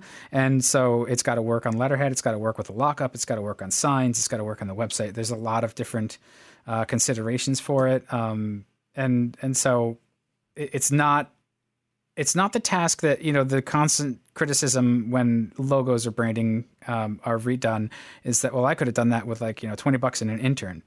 Yes, you could have made a single logo with $20 and an intern. That's fine. But you would have struggled just as much with 200 stakeholders and a staff of 30. And a checklist that you've got to meet all of these divergent directives. Remember, GM's a big company, and branding is a big deal to them. And globally. Yeah. And a big global company as well. Yeah, it's a good point. And, have you ever decided not to buy a particular vehicle because you didn't like the logo? No, I usually decide not to buy them has because I that can't ever afford even them. remotely factored into a purchase decision for a vehicle? No, but the brand, the company, I mean, look, Tesla has primarily made its fortunes on this brand image. So it's part of the puzzle. It's all part of the puzzle. I mean, I would argue that in fashion, people buy the Louis Vuitton, like fashion is very different. But as we move into EVs, it is and almost cars almost get agnostic because they're all kind of the same, then it will be more important to establish brand and what that looks like. Yeah, but I mean, people buy, fashion items, purses and other items exclusively because of the logo that's on there. It's a very different kind of purchase decision. Right. There's a lot psychologically we can pull on that thread. We should just... Let's not do that today. Cars are definitely fashion, but very different. Yeah, not the logo per se. The other thing that we saw launch, we can stay in the States for now, was the Jeep Grand Cherokee L. So there's a new generation of the Grand Cherokee, which is the first since... Well, I guess the current Grand Cherokee stretches all the way back architecture-wise to the 2005 WK, and then the 2011 WK2 is basically what we've still got. So it's roughly a 10-year-old car right now on 15-year-old architecture that was inherited from Mercedes. There's a lot of M-Class in the WKs. So there's now a new Jeep Grand Cherokee. It's got a third row now, which is something that I think consumers have been looking for, and they're going to launch with so you have the option. You'll have the option for 3 rows and 2 rows. They're launching with the 3-row first. The 2-row will follow on later in the year. The styling seems to pick up a bit from the Grand Wagoneer, but they're definitely not the same platform. I was looking at it and reading the press release, and as a Grand Cherokee owner, I'm completely biased, but I really like it. What did you guys think? I think it looks great. My only question is, I thought one of the differentiators for the upcoming Grand Wagoneer is that it had 3 rows. And maybe that's the Grand Wagoneer is significantly larger than this. Well, so I was going to say was, they're probably speaking to 2 different people, and maybe the difference between some of the Yukons that we talked about earlier and such. But so I think this is a really, really smart move. There's a lot of people, we talked earlier about utility, and maybe you only use this once or twice, but it's really nice to know that it's there. And certainly a longer 7 inches longer is always helpful. So I think this is a really, really smart move, long overdue. There's so much competition in this space. And this is a good example of where Jeep Grand Cherokee has got to stay current as more and more vehicles move into a place where they dominated for so long. Yeah, well, and it's not like a 3-row on the WK2 architecture hasn't existed. They've had the Durango. They had the Commander for all. Oh yeah, and the Commander. So basically, the Commander was a 3-row Grand Cherokee back in the early 2000s or early mid 2000s, and then but it didn't look the same, right? And the Durango is exactly a 3-row Grand Cherokee now, but it's a Dodge, right? I think there's a purchase consideration decision for the brand that people who would buy a Jeep might not consider a Dodge, even though it's the same thing. It doesn't matter. Yeah. So I think it's smart that they're making a 3-row in this size. And it's kind of like how GM makes the what is it, the Traverse? You can get a 3-row Traverse. All 3, the Traverse, the Buick Enclave, and the GMC Acadia are all available as 3 rows. Right. But they also make the larger full-size SUVs that have 3 rows. So I think it's sort of that kind of parity where they're looking to fill that hole that would push. Yeah, I mean, the difference, GM's one is car-based and one is truck-based. Yeah. Those 2 difference, right. Yeah, well, and that's true here. Well, I mean, here the Grand Cherokee is a unibody. It's not car-based, but it is a unibody structure.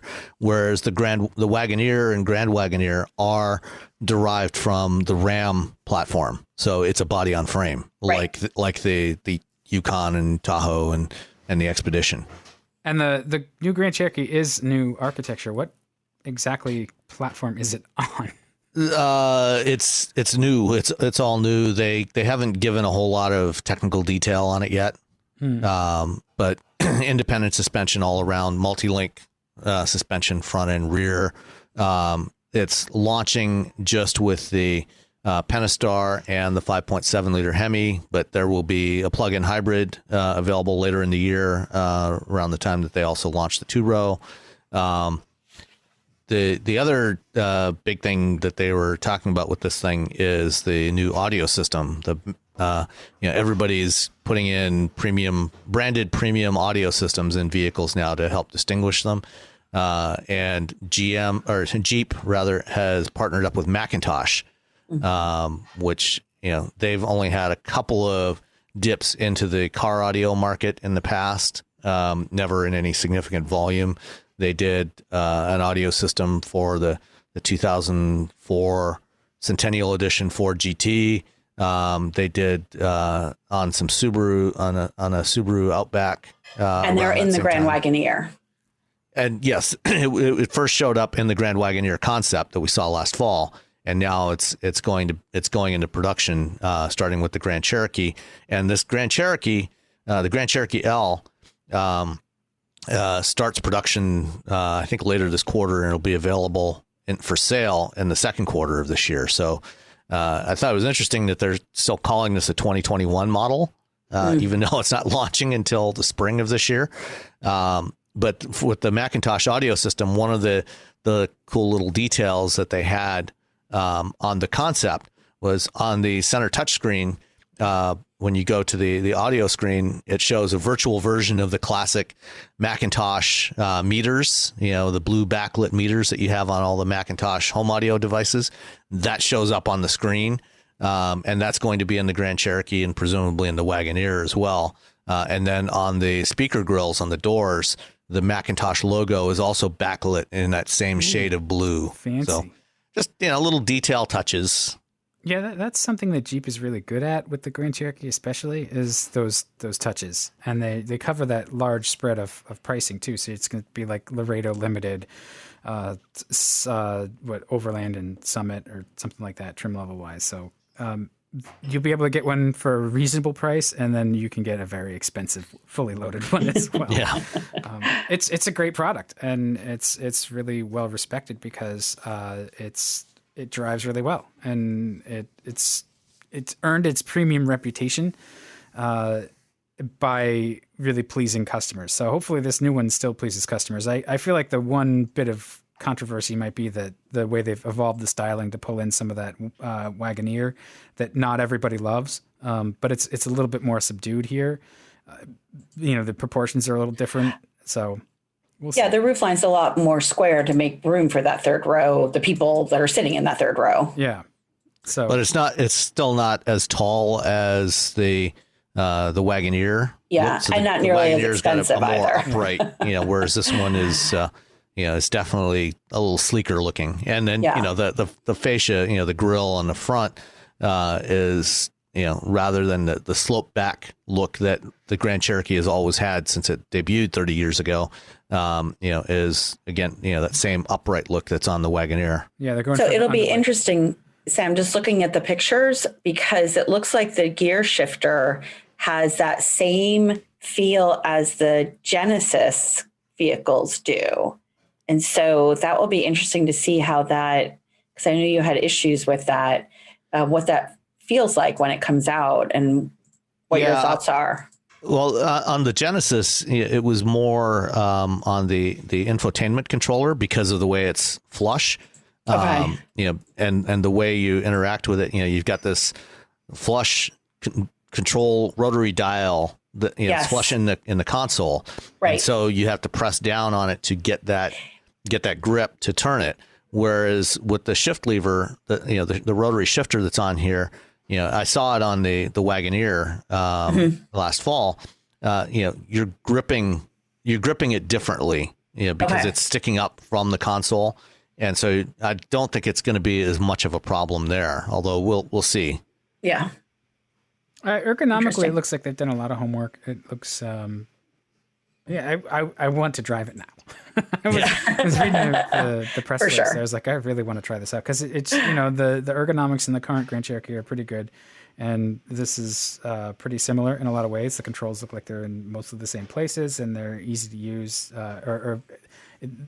The current one is easy to use, so hopefully they've kept that ease of use. And it looks. I mean, I think it's really handsome, and it looks familiar, but still an iteration. Yeah.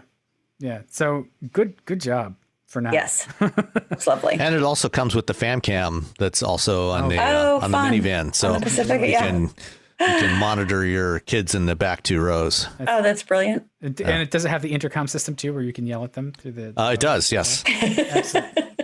Nice. I'm getting one.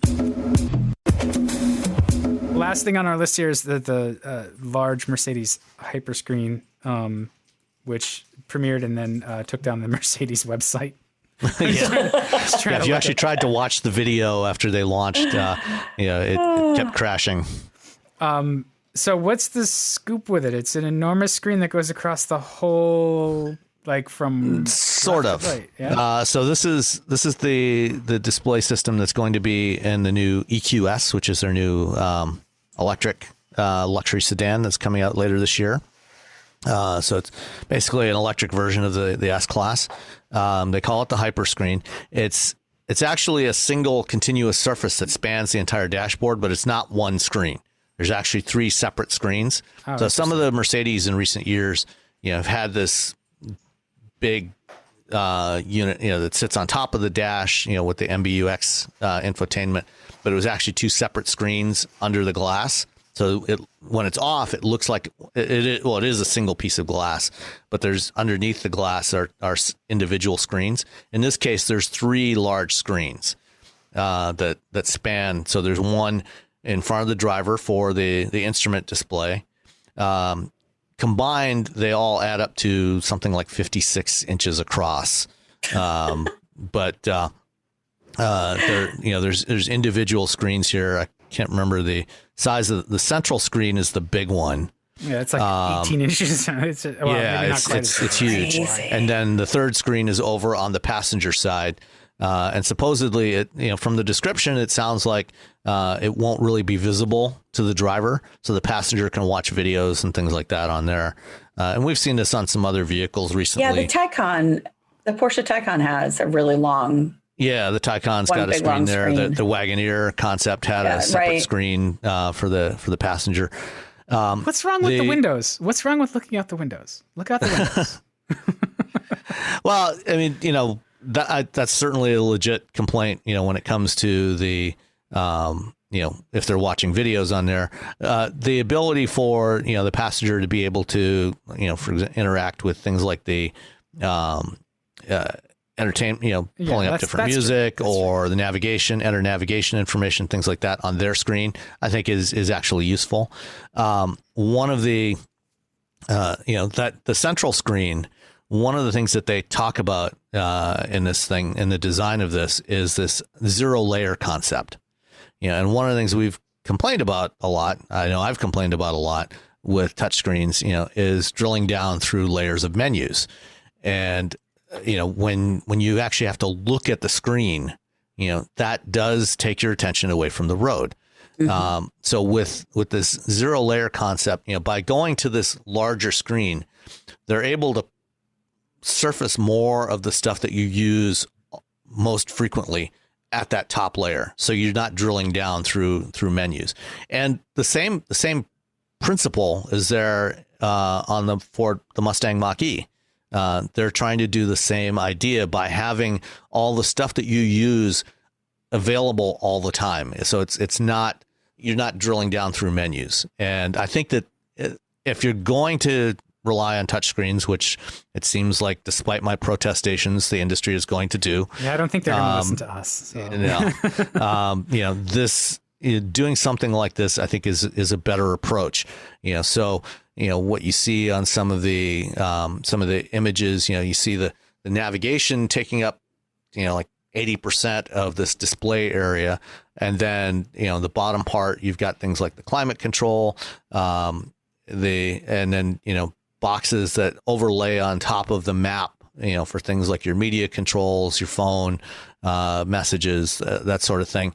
So everything is right there. So you don't have to drill down, which I think is the best of, making the best of the situation if you're going to go touch only. Yeah. And so this is something that's going to be at the virtual CES too, right? Like we're going to know more about this soon. I don't think so. Oh, okay. I can't remember if Mercedes is doing anything at virtual CES this week. But we will be seeing more of this, in the coming months as they get closer to the launch of the EQS. Prior to the launch of the S-Class last fall, they were putting out stuff, on every couple of weeks. They were putting out new information about it. And so I'm sure we'll be seeing more about this and other elements of the EQS over the next several months. We're going to get to a super long episode because we did an interview with Ryan Matulich from Ford about the new 7.3 liter V8 engine in the Super Duty trucks.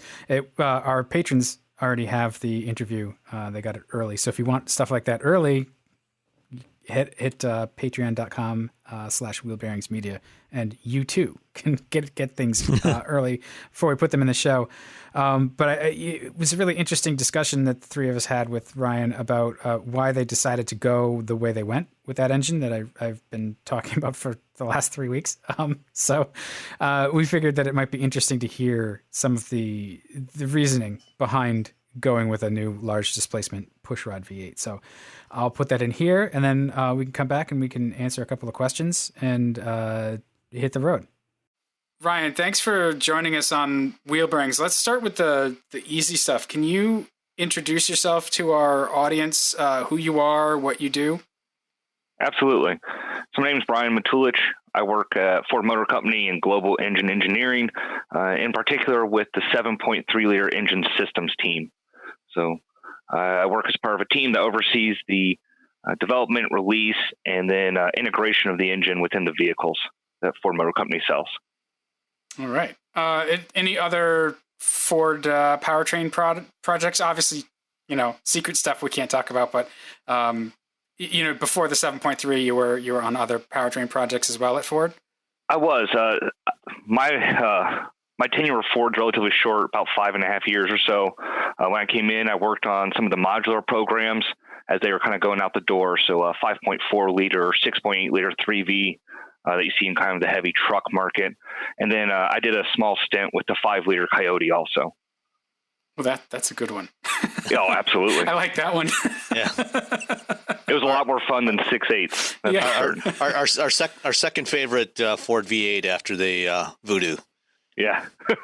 Yeah, it's hard to beat the Voodoo. Yeah. So we've asked you to come on the show because new engines always generate some enthusiast interest and excitement, and big V8s especially get people paying attention. And so the new 7.3 that we're talking about, its codename is Godzilla, of course. And so that's the top engine in the Super Duty trucks, replaces that 6.8 modular V10. And I just had a chance to spend a couple of weeks actually with that engine in an F350. And there's quite a contrast to the two architectures from the modular to the new Godzilla. Can you sort of talk about the differences between the engines, what influenced the choices made? Yeah, absolutely. So as the modular was getting a little long in the tooth, right, we were looking to really realign what Ford was offering so that it could be better suited to what the customers needed. In particular, with this heavy-duty truck market, medium-duty trucks, so your F650, F750s, right, our strip chassis products that we offer, and Super Duty truck, right? A lot of change since we introduced the modular engine into those vehicles. And so we were taking a good look at what the customer wanted, what they needed from power, durability, maintenance, cost-wise. And when we started looking at all that, it really became evident that the customers didn't need an overhead cam design, right? They needed something that had maybe a little less weight to it, right? So push rods are lower weight because there's fewer pieces. It's a little simpler. So with that, we decided to go back to push rod, right? And then the the size kind of came about, displacement, as you started looking about really where the sweet spot was for running the power we wanted and the torque we wanted and how we wanted to run that engine. It just kind of worked out to be 7.3 liters then. So. All right. Hey, Ryan, hi, it's Rebecca Lindland. I'm sorry Hi, I was late. How are you? Oh, good. Good. So when you say that it just sort of became 7.3, like, how does that happen? And I'm sorry, that's maybe a really remedial question. No. So as you look at it, like heavy duty truck market, the way you want to run is stoichiometric, right? So you want to run the perfect air to fuel ratio, just enough fuel, just enough air. So when you start looking at that your displacement controls how much air you can get in the engine, and then to run at the correct air to fuel ratio, that controls how much fuel, which will then give you your power. So we knew what kind of power targets we wanted. We knew what the customers were expecting for towing capability and torque and where we wanted to see that. So as you come up with that and you start working out how much power and torque you need, that gives you your fuel. And then we were able to back calculate with the air and the volume. And then we became 7.3 liter. Okay. Thank you. That actually helps a lot. Yeah, no problem. So you basically reverse engineer back from what it is the customer needs to get the product that achieves that. Correct. And so stoichiometric, that's the perfect 14.0 to 1 air fuel ratio, right? In theory. That's correct. Yeah. Theory is a beautiful thing. But that's actually, I was surprised looking at the specs. This is like the bores are more than 4 inches in diameter, which is a pretty big bore. And so that gives you a large area. And was that a challenge to make it burn clean because of the size of the bore? I know that different combustion chamber shapes sort of affect those particulate emissions and how clean it burns, how complete. Yeah, we have a lot of in-house CAE analytical tools that we use to help develop what we want to see for charge motion, right? Air and fuel movement as it comes into the cylinder as you fill it, which then directly correlates to how well you get a clean burn, right? Burn rates, flame propagation, right? It was a big concern for us, and there was a fair amount of time spent developing the engine, working on getting the right amount of charge motion and the way we position the spark plug, right? You'll notice it's in between our exhaust runners and the outside where we put it. That was all done for a very precise reason to try to give us that best burn in the displacement and the sizes that we had. Okay. So Ryan, this engine not only replaces the 6.8, but it also replaces the 6.2, at least in the Super Duties. And the 6.2 was also I'm trying to remember. Now, that was an overhead cam engine, wasn't it? It was an overhead cam engine. That's correct. So is there anything at all in terms of architecture, obviously not the cam position, but anything else about the architecture that was shared with the 6.2 or derived from the 6.2? So 6.2 actually is still offered in Super Duty. It's our entry-level gas engine. Yes, sir. Okay. So the 7.3 was really meant to fill a gap that was between your 6.2, which is your entry-level like Super Duty truck, gas truck. You see a lot of fleets and stuff. People who need the big bed, a decent amount of towing capacity and everything, but don't need the ton of towing capacity. And 7.3 really fits in really well between the 6.2. It's a nice step up without paying the premium to get the diesel, because the diesel, for the 2020 is 1,000 foot-pounds of torque. It's a monstrous amount of towing capacity. Like, it is a great vehicle, but it is a ton of truck, right? And not everyone needs that. And so 7.3 really fits perfectly in between there. When it comes to sharing architecture, we try to design everything to be very, very common. Use parts where we can, right? It's the most efficient way to design something, a most efficient way to build something from our perspective, right?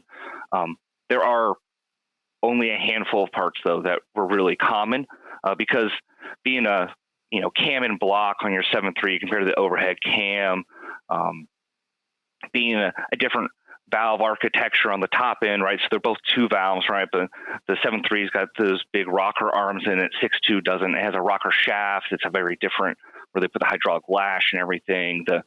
Even the shapes of the covers on the engine are all very different. So while we did want it to be very similar, at the end of the day, there aren't very many parts that were shared between the two engines.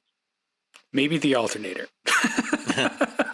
Alternators are common, yeah. That's not engine release. Yeah, that's, I understood. The crank position sensor is common. I think the main caps. Other than that, you're kind of running low. So Ryan, from that perspective, then, did you have any issues fitting this engine into the vehicle? Oh, absolutely not. Actually, that's gorgeous about the pushrod architecture is that this engine is actually smaller than the outgoing 6.8. It's smaller than the 6.2. Cool.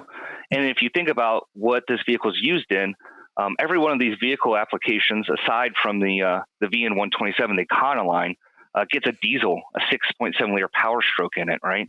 And the 6.7 liter Power Stroke is a very large powertrain, right? The diesel engine takes up a fair amount of space. So it was almost startling the first time I got one of the vehicles and you pop the hood, you could look into it. You could actually see some air and daylight when you look down, which it's been a long time since I looked in a vehicle and could see the ground when you're looking at the engine, Cool. So obviously there's always package constraints for hood lines and, getting everything we do have to consider all that stuff, but compared to the other powertrains that are offered in these applications, 7.3 is a pretty compact package, actually. So, and anybody that's familiar with the small block V8s from your rivals across town, is one of the big advantages of that cam and block design is that it can be such a small package envelope, for an engine that produces so much power, which is why they've been so popular as retrofits in so many applications over the decades. So how much smaller than a 6.2 would you say this the 7.3 is from a package volume perspective? At one point I did have the numbers for overall length and height and width, right? That could compare. I don't have those off the top of my head right now. I can get that information to you, right? I just have to dig it out on my email somewhere. Well, let me put it this way then. Is it could you relatively easily slot this engine into the space currently occupied by a Coyote V8? I know where you're going with this.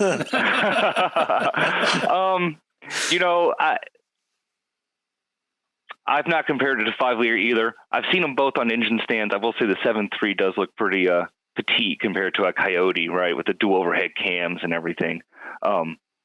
As to how it would fit into one of those packages, I don't really know too much on it. I've seen the YouTube videos of one fit into a Fox body, right? Well, on YouTube, everything is possible. Yeah, exactly. So I guess coming back to the truck applications, the other well-respected Ford powertrain recently has been the EcoBoost V6s, the Nano and then the 3.5. So I'm curious why there was, I guess I'm sure there probably was consideration about maybe doing a heavier duty version of the EcoBoost V6 to fill this need versus a new V8. Was that thought given, and why was the decision made to go with a new V8 instead? Yeah, the EcoBoost it's a great motor, and it's done very well in the F-Series, the lighter F-150 trucks, and the rest of our lineup, right? When you start looking at heavy-duty truck, though, that's not really filling the need there, right? So you hear a lot of talk about, in clutch engagement torque, right? So when you're coming off the line, you've been stopped and everything, right? So a large V8 fills that need very well, right? If you have a big tow or a big trailer attached to your truck and you're stopped at a stoplight, you go to take off, you're able to, get your torque at a very good onset. It's a very easy package, a very precise package, right? And it doesn't require a lot of additional vehicle cooling or a lot of additional controls on the vehicle. That are all things that you'd have to worry about on, you think about some of these commercial vehicles, they'll run 200, 300,000 miles in a lifetime very easily, right? And so this package gave us the torque and power where we wanted it, when we needed it for the package, and in the simplest solution, right? Which is really the best solution for the customer. Yeah, I love the fact that there's a new pushrod V8 in town. That makes me pleased. You know, the Triton, the V10, it was known for a few things. You know, one of them being the 450 or more foot-pounds of torque, and the other was the thirst that was hard to slake. Yes. You know, it kind of returned to that big, hard-working engine fuel economy, which is like not great. How do you try to get the most efficiency out of big engines without hurting their potential for work? So it's always hard because the more power you make, right, the more fuel you're going to take or whatever. But the key is to run really, really efficient. And this engine, we introduced a couple technologies that really help with that, right? So the Triton motor that you're talking about, that did not have variable valve timing on it.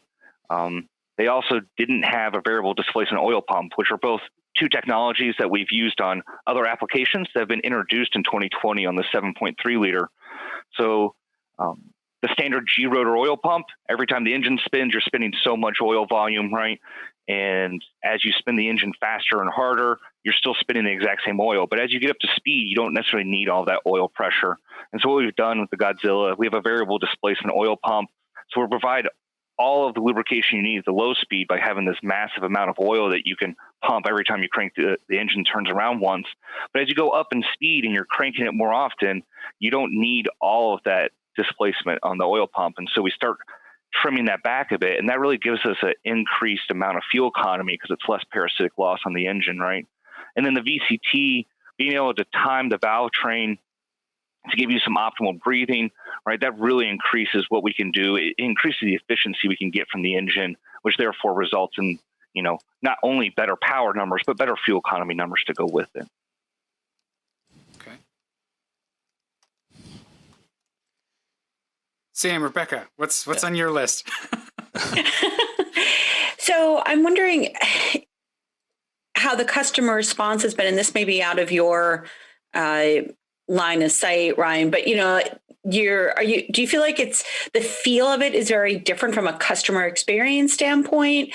If so, how is it different? What's good about it? What may, you know, be some obstacle they have to get used to?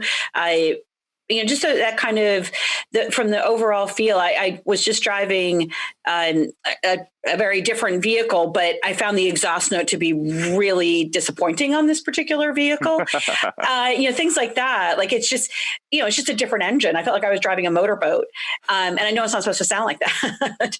So I'm just sort of wondering, you know, from a customer experience when you were driving it, both customer and engineering experience, I guess. Yeah. So. I've been able to drive, you know, a whole array of our Super Duty products in the current role I have. I have to say that the 7.3, even though I'm a little biased because I worked on it, is by far my favorite one to drive, right? I think it's a blast to drive. It's a hoot, right? It reminds me of when Don't tell your other engines that. Yeah. It reminds me of like when I learned to drive. My dad had a F-150, right? And it takes you back to that, right? You know, and it was a lot of fun. I have to say that having driven some 6.2 trucks and everything, then when you drive those, it's a truck. It gets you around. It drives very well, but it didn't really put a smile on your face, right? And the 7.3, when you drive that thing, like it puts a smile on your face, right? It's got a nice note. It starts up well. It's got some get up and go when you put your foot into it, right? You know, yeah. And it's just a lot of fun to drive in general. The diesel is just kind of crazy to drive. Like I said before, that's a hell of a truck. That's a lot of a truck, you know, and I find the 7.3 just to be like the perfect mix. It's a lot of fun. It's comfortable to drive around on the road, right? It doesn't bounce you out too much. It can get up and pass anything you need to do.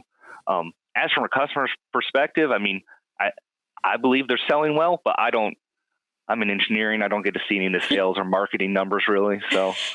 Yeah, but you still have that experience, as you say, like that, because what we're finding in a number of vehicles is it's hard to keep that emotional connection while you're tuning them for things like improved fuel economy and putting in things like VVT and you know, some of these different applications, even stop start. You know, I was talking to my brother who it always reminds me he's not only much older than me, but when he was a kid, kind of he's in that stage of life. And so, I had a vehicle recently that had stop start. He's here visiting from California. And I told him, I said, this has stop start, and he didn't even realize it. And that's the kind of improvements that I've tried to tell him, over time has happened. And, convincing, especially a traditional pickup truck buyer, that some of this technology is actually going to improve their experience can be challenging sometimes. Yeah. And, we don't have stop start on the 7.3. Okay. It's fully conventional but it does have the 10-speed transmission in the Super Duty applications. I found that to be a very nice package when I'm driving them around, right? Like they seem to be very responsive. They handle well, they shift well. I seem to be pretty smooth and everything.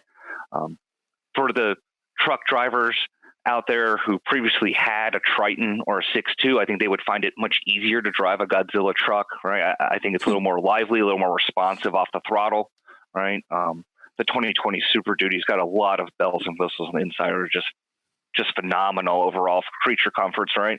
It's come a long way since the mid 90s when I learned to drive on a truck. I can confirm all of these impressions. Like you say, the modular V8s, they're good engines. They seem to make their power a little higher up in the RPM range to really get peak power out of them. So the low end response from the 7.3 is really pleasing. I also found myself thinking, this does not feel like a truck engine. It's very responsive. You need to look at the details. The stuff that works for durability also works for high performance. The 4-bolt main caps with cross-bolted, with cross bolts as well. There's a lot of rigidity and stability to the engine. Yep. So it gets the hot rodder in me very excited for its performance potential. So Ryan, why doesn't it have stop start? That's just not a technology that the F-Series team really asked us to consider for the 2020 package. Okay. Is it also partly because when you get up to a certain size, fuel economy ratings aren't necessary? I mean, that could be. We're given a set of kind of goals and parameters that they want us to work with.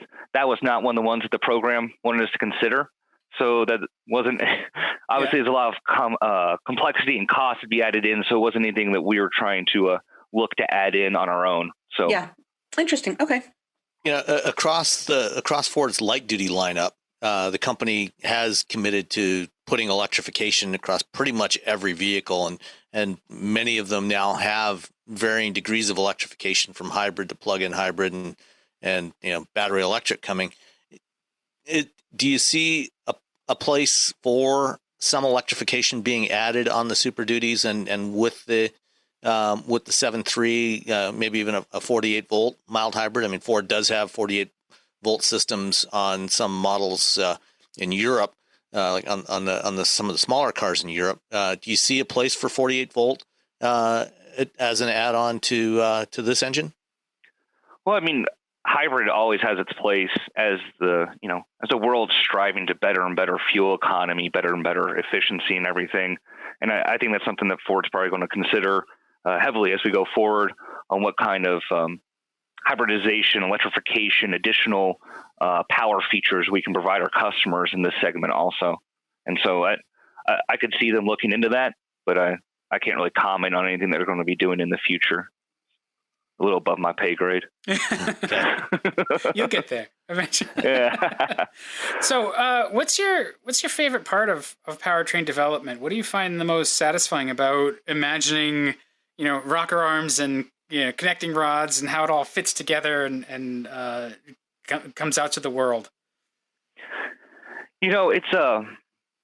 It's crazy to think about because we spend all this time and we work on just crazy tight time schedules, right? And so like it's a whirlwind. Like I came in and you're getting parts and you're building engines and you're testing engines and you're rebuilding engines and you're getting new parts and you're making the changes constantly.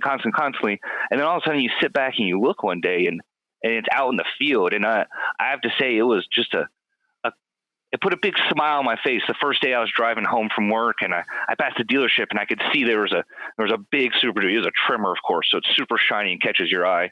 And I could tell it wasn't a diesel. I was like, oh, that it put a huge smile on my face, because it's so exciting, because when you see other people and they stop and they want to see those things, they want to get in them, you know, like it gives you a great sense of pride, you know. And personally, I think the fun I had during the development work wasn't with the engine components themselves, which I really was anticipating, you know, when I started my journey as an engine engineer, that was going to be the fun part. It was doing the splash testing. So they create this big trench of water, and you drive through it, and it splashes everywhere. I mean, it's like everything you've ever seen in every movie. You were a 5-year-old. Yeah, exactly. It was like jumping in puddles again. It was surprisingly fun for an entire day of driving, you know, under 40 miles an hour. I don't think there's anything surprising about that. That sounds awesome. I still do as a former engineer myself, that is one of the things that people outside of the industry don't, you know, have never experienced, you know, how much, especially for vehicles like these trucks, how many different kinds of durability tests have to be conducted. And this is why it takes so long, I think, for these things to come to market. Oh, yeah. The array of testing we do. So, I sit kind of in the unique position because I get to see both the engine stuff, and then I work on vehicle integration also. So I get to see the vehicle side. And I mean, we have, you know, we'll run dozens and dozens of engines in the dyno to do all of our internal development for all the engine components themselves, right? And our fuel economy and our performance targets, to make sure everything's working the way we want.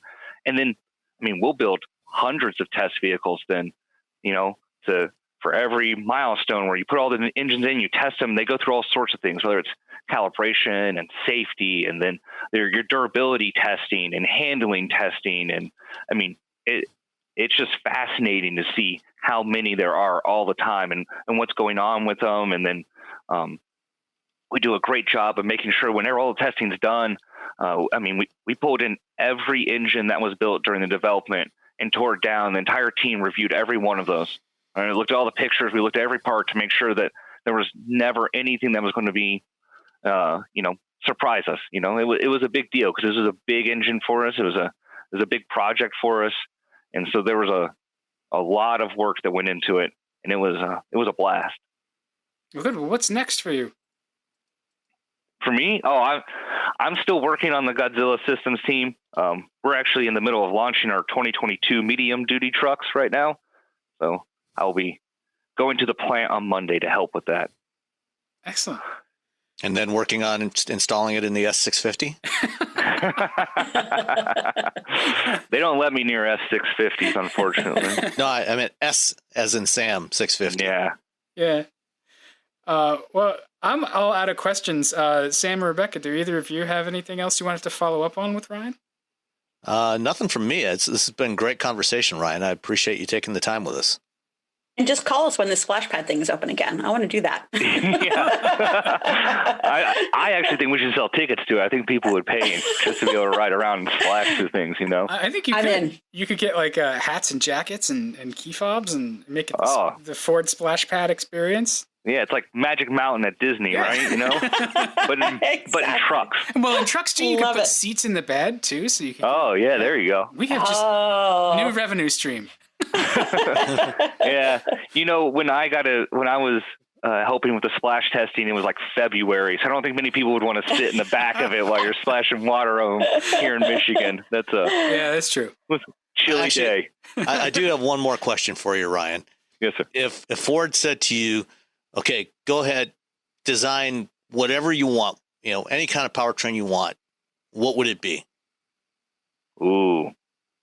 So I've always been a huge fan of a like really well-designed, large inline 8.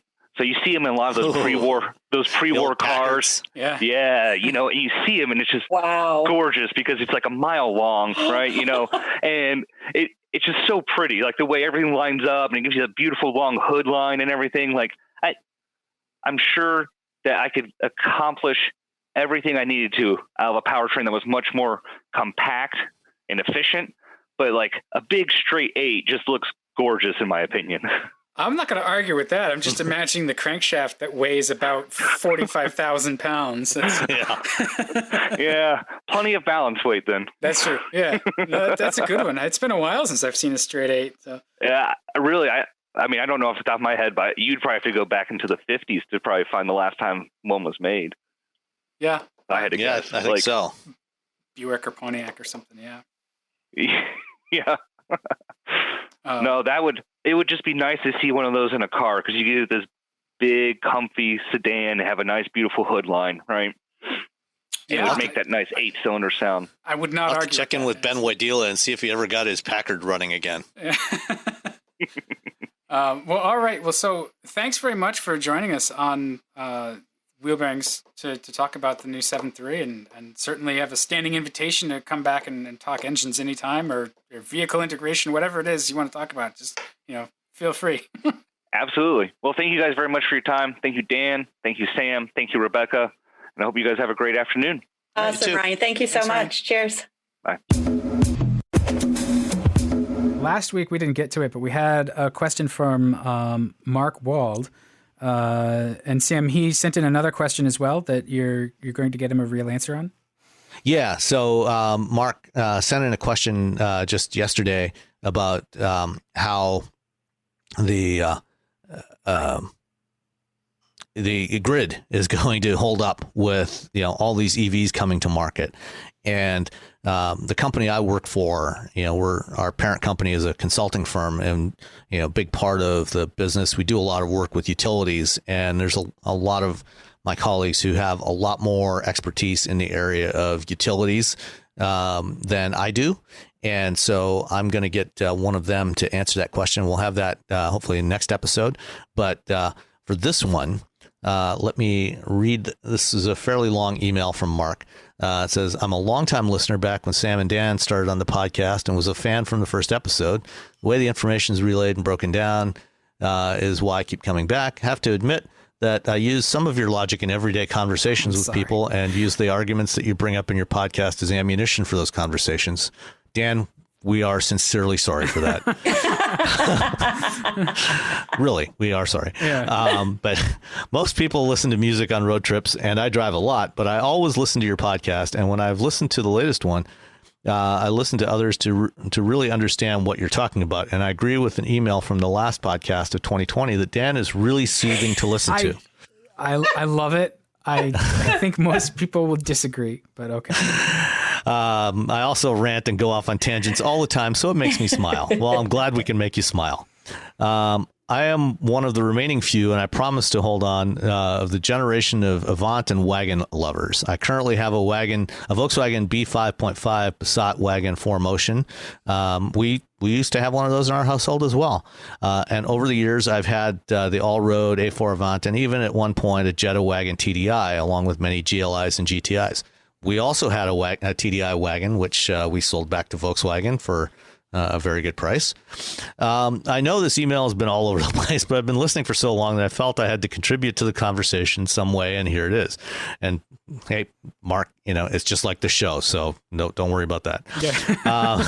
How do you think automakers will go about marketing new tech in regards to electric vehicles? Remember when Dodge came out with the brand Hemi and everyone had to have it, even though most, if not all, engines have a hemispherical cylinder nowadays. Dodge has managed to hold on to that nameplate and is still a huge selling point to a lot of people. How will manufacturers come up with a staple, and who do you think has done the best job at bringing those nameplates to market? Who do you think has some work to do in terms of capturing the love? Thanks for continuing to make an awesome podcast. I will write in more often.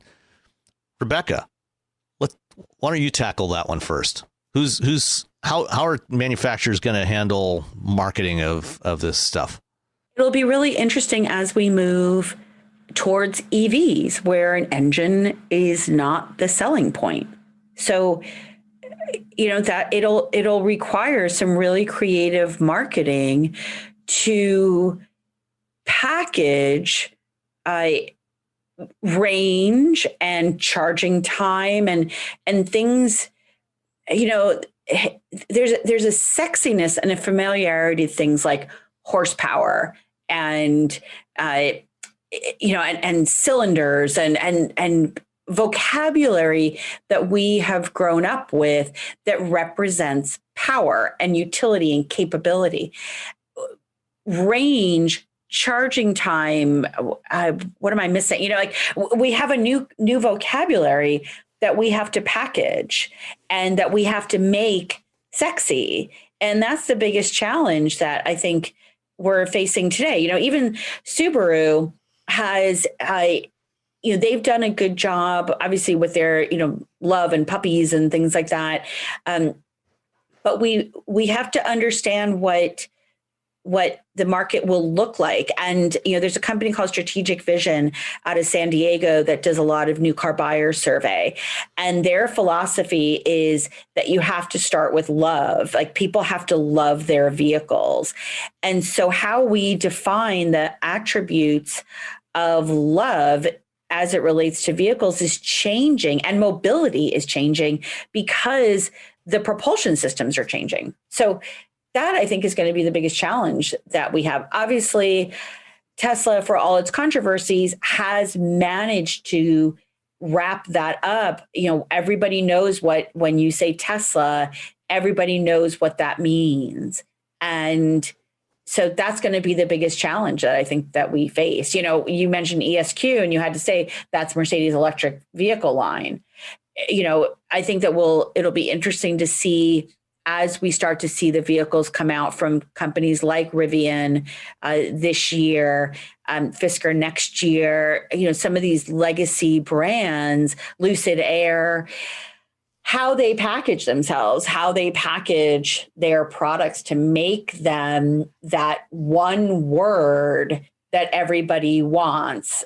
Nike, everybody knows what Nike is and what they stand for, just like everyone knows what Tesla stands for. Yeah, it's overall with car marketing, I think that's part of the issue, is that people have shifted from that long-term shorthand of engines and performance and handling as ways to determine what's good and what's not, to now it's more about how it fits into your life and the joy, in a sense, I guess, that sort of talks about the idea of love as well. The joy that it enables is the challenge. Is you have to explain what this car, regardless of how it goes down the road, is going to do for you. How does it facilitate your life? And that's even now with current internal combustion cars. That's the challenge. And you're seeing it where a lot of the marketing and advertising just doesn't know how to talk to people. Well, and I've said this before, where we as an industry have not done a good job of explaining to a consumer why an EV is better, better solution for their mobility needs than an internal combustion engine. Well, and it's right now, there's a part of an EV experience that's a hassle. Trying to charge is, and like you said, I think Tesla, honestly, for all the grief we give them, they've done a really masterful job of naming their things so that it becomes shorthand. So their features, superchargers, and they addressed the what arguably was one of the biggest barriers was the charging aspect of it. The customer experience has been great, and it goes hand in hand. The customer experience has to be there, and then just the ability to name the product in a way that pretty instantly tells you what it is and what it does. They've been very good at that. Also the other thing that they've done, and I think all companies that are making EVs now have done this to a certain degree, is they focus on the acceleration and instant torque. The quickness of those vehicles, because that's, I think, easily accessible to everybody to understand. Acceleration, no matter how it's achieved, is an impressive thing. We have metrics for that: the 0 to 60 time, the quarter mile time. So it's an easy way to try to explain what this car does in the sort of context of what every other car does. I don't think it's a great way to explain it. I don't think it's really useful. It's not even useful for regular cars, to be honest. A better way to explain the benefit of EVs is certainly that they're kind of fuel agnostic. They don't really care what makes the electrons, so that decouples you from the global warming concerns to a degree. Obviously, there's that argument of, well, you can make the EV dirty as hell by charging it up with coal power. Sure, but renewables are growing at a fast rate, and so as a brander or a marketer, you try to accentuate the positive and minimize those negative aspects, or be ready to counterpoint them. So that's, I think, what every automaker needs to do. And I've seen, honestly, Ford has done a really good job with the Mach-E that upset everybody, that they took their long-established Mustang brand and tacked on a new name to it. But you say Mach-E, you know exactly what people are talking about. It's an electric Ford. So that was pretty good. It's not bad. And most, many of the automakers, are creating unique badging or unique branding for their electric vehicles. Yeah, Volkswagen's got torture. ID, Audi's got e-tron, Mercedes, all the electric or all the plug-in Mercedes are EQ something. Hyundai is launching their Ioniq, as their electric sub-brand this year. So they are but that's just one piece of the puzzle. As you said, Rebecca, you have to figure out, how do you get that message across about why this vehicle will suit your life? Why, how will it get the job done that you need to get done with a vehicle? And better. It has to be better. Yeah. How will it do it better? How will it do it better? Everyone was willing to move over to smartphones from, a typical flip phone kind of feel. Because us were enthusiastic about that. I think you might find it shockingly. But you're weird. But soothing, but weird. But it's better. And that's weirdly soothing. But why is it better? Because of what it enables. Because it's right. It's more convenient. It's exactly. And so that's what, as a marketer, I would focus on and be able to, you have to demonstrate how this is a better solution, and better, no doubt, means more convenient for one. Right. And so this is the thing that me as a marketer, I would look at and say, you know what, maybe we do that ad campaign rollout because you have to do that to raise awareness. But one of the really effective ways that should be on the table is to actually do a lot of grassroots effort with your EVs. Sure. Put a the neighborhood effect. Yeah. People just have to experience them. And the only way for them to experience them is to experience them. Lend them out to people. Lend them out with a charger or something. It's like, yes, it's going to take some cost and some effort, but you're launching a vehicle, a new architecture for propulsion, and a new brand all at once. So you're probably going to be in the red for a while. You might want to make sure that you can have a path to making that profitable, and it's going to take some aggressive effort. You can't just sort of drop it in your product line and not promote it. It's like we've seen with some of the compliance cars and stuff. We're at that point now where you've got to really want it, or kind of don't bother because you're just going to get lost. Well, and I think that's where I think, GM's Everybody In campaign could be very interesting, because it basically saying, EVs are for everyone now. No matter what your need is, from a small car like the Bolt to a big, brawny, off-road pickup truck like the Hummer, and everything in between, we've got you covered with an electric vehicle. All right. I will say too, though, that not every vehicle has a hemispherical chamber. Even the Hemi is not a Hemi. That's true. Problem with a Hemi is, like, when it's a true hemispherical, like half a grapefruit, the edges of the combustion chamber, the sides there down the side of the piston, you wind up with cold charge, so it doesn't burn completely, so it's dirty. So it's a wedge. Actually, the Hemi is a wedge, but it's masterful branding, right? That hemispherical combustion chamber from the old days was a great brand that they brought back because people knew that Hemi equals, lots of power. Yeah. Well, and the everyman people that they had in their commercials were awesome. Yeah, it was guys excellent. Were just perfect. And it was, just the whole, like, that thing got a Hemi. Like, that's the kind of thing that I think, you put clever people on it, and you'll have those kind of results with EVs. So yeah, brilliant. All right. That's a lot of podcast. Yeah. So thanks everyone for listening. You know where to find us at Patreon, which is patreon.com/wheelbearingsmedia. You can find us on your favorite podcatchers as well. It would be great if you could leave us some reviews on Apple Podcasts. That's actually the largest platform that we see everybody using. So the more you tell everybody how great we are, the more you'll be able to talk about our shows with other fans. And the way Apple's system works for their charts, it's based on reviews and ratings. And so if you help us out by reviewing us on there, it'll help push us up on those tables so more people will see the show. Yeah. So yeah, thanks for listening, and we'll talk to everybody next time. Bye. Thanks, everyone.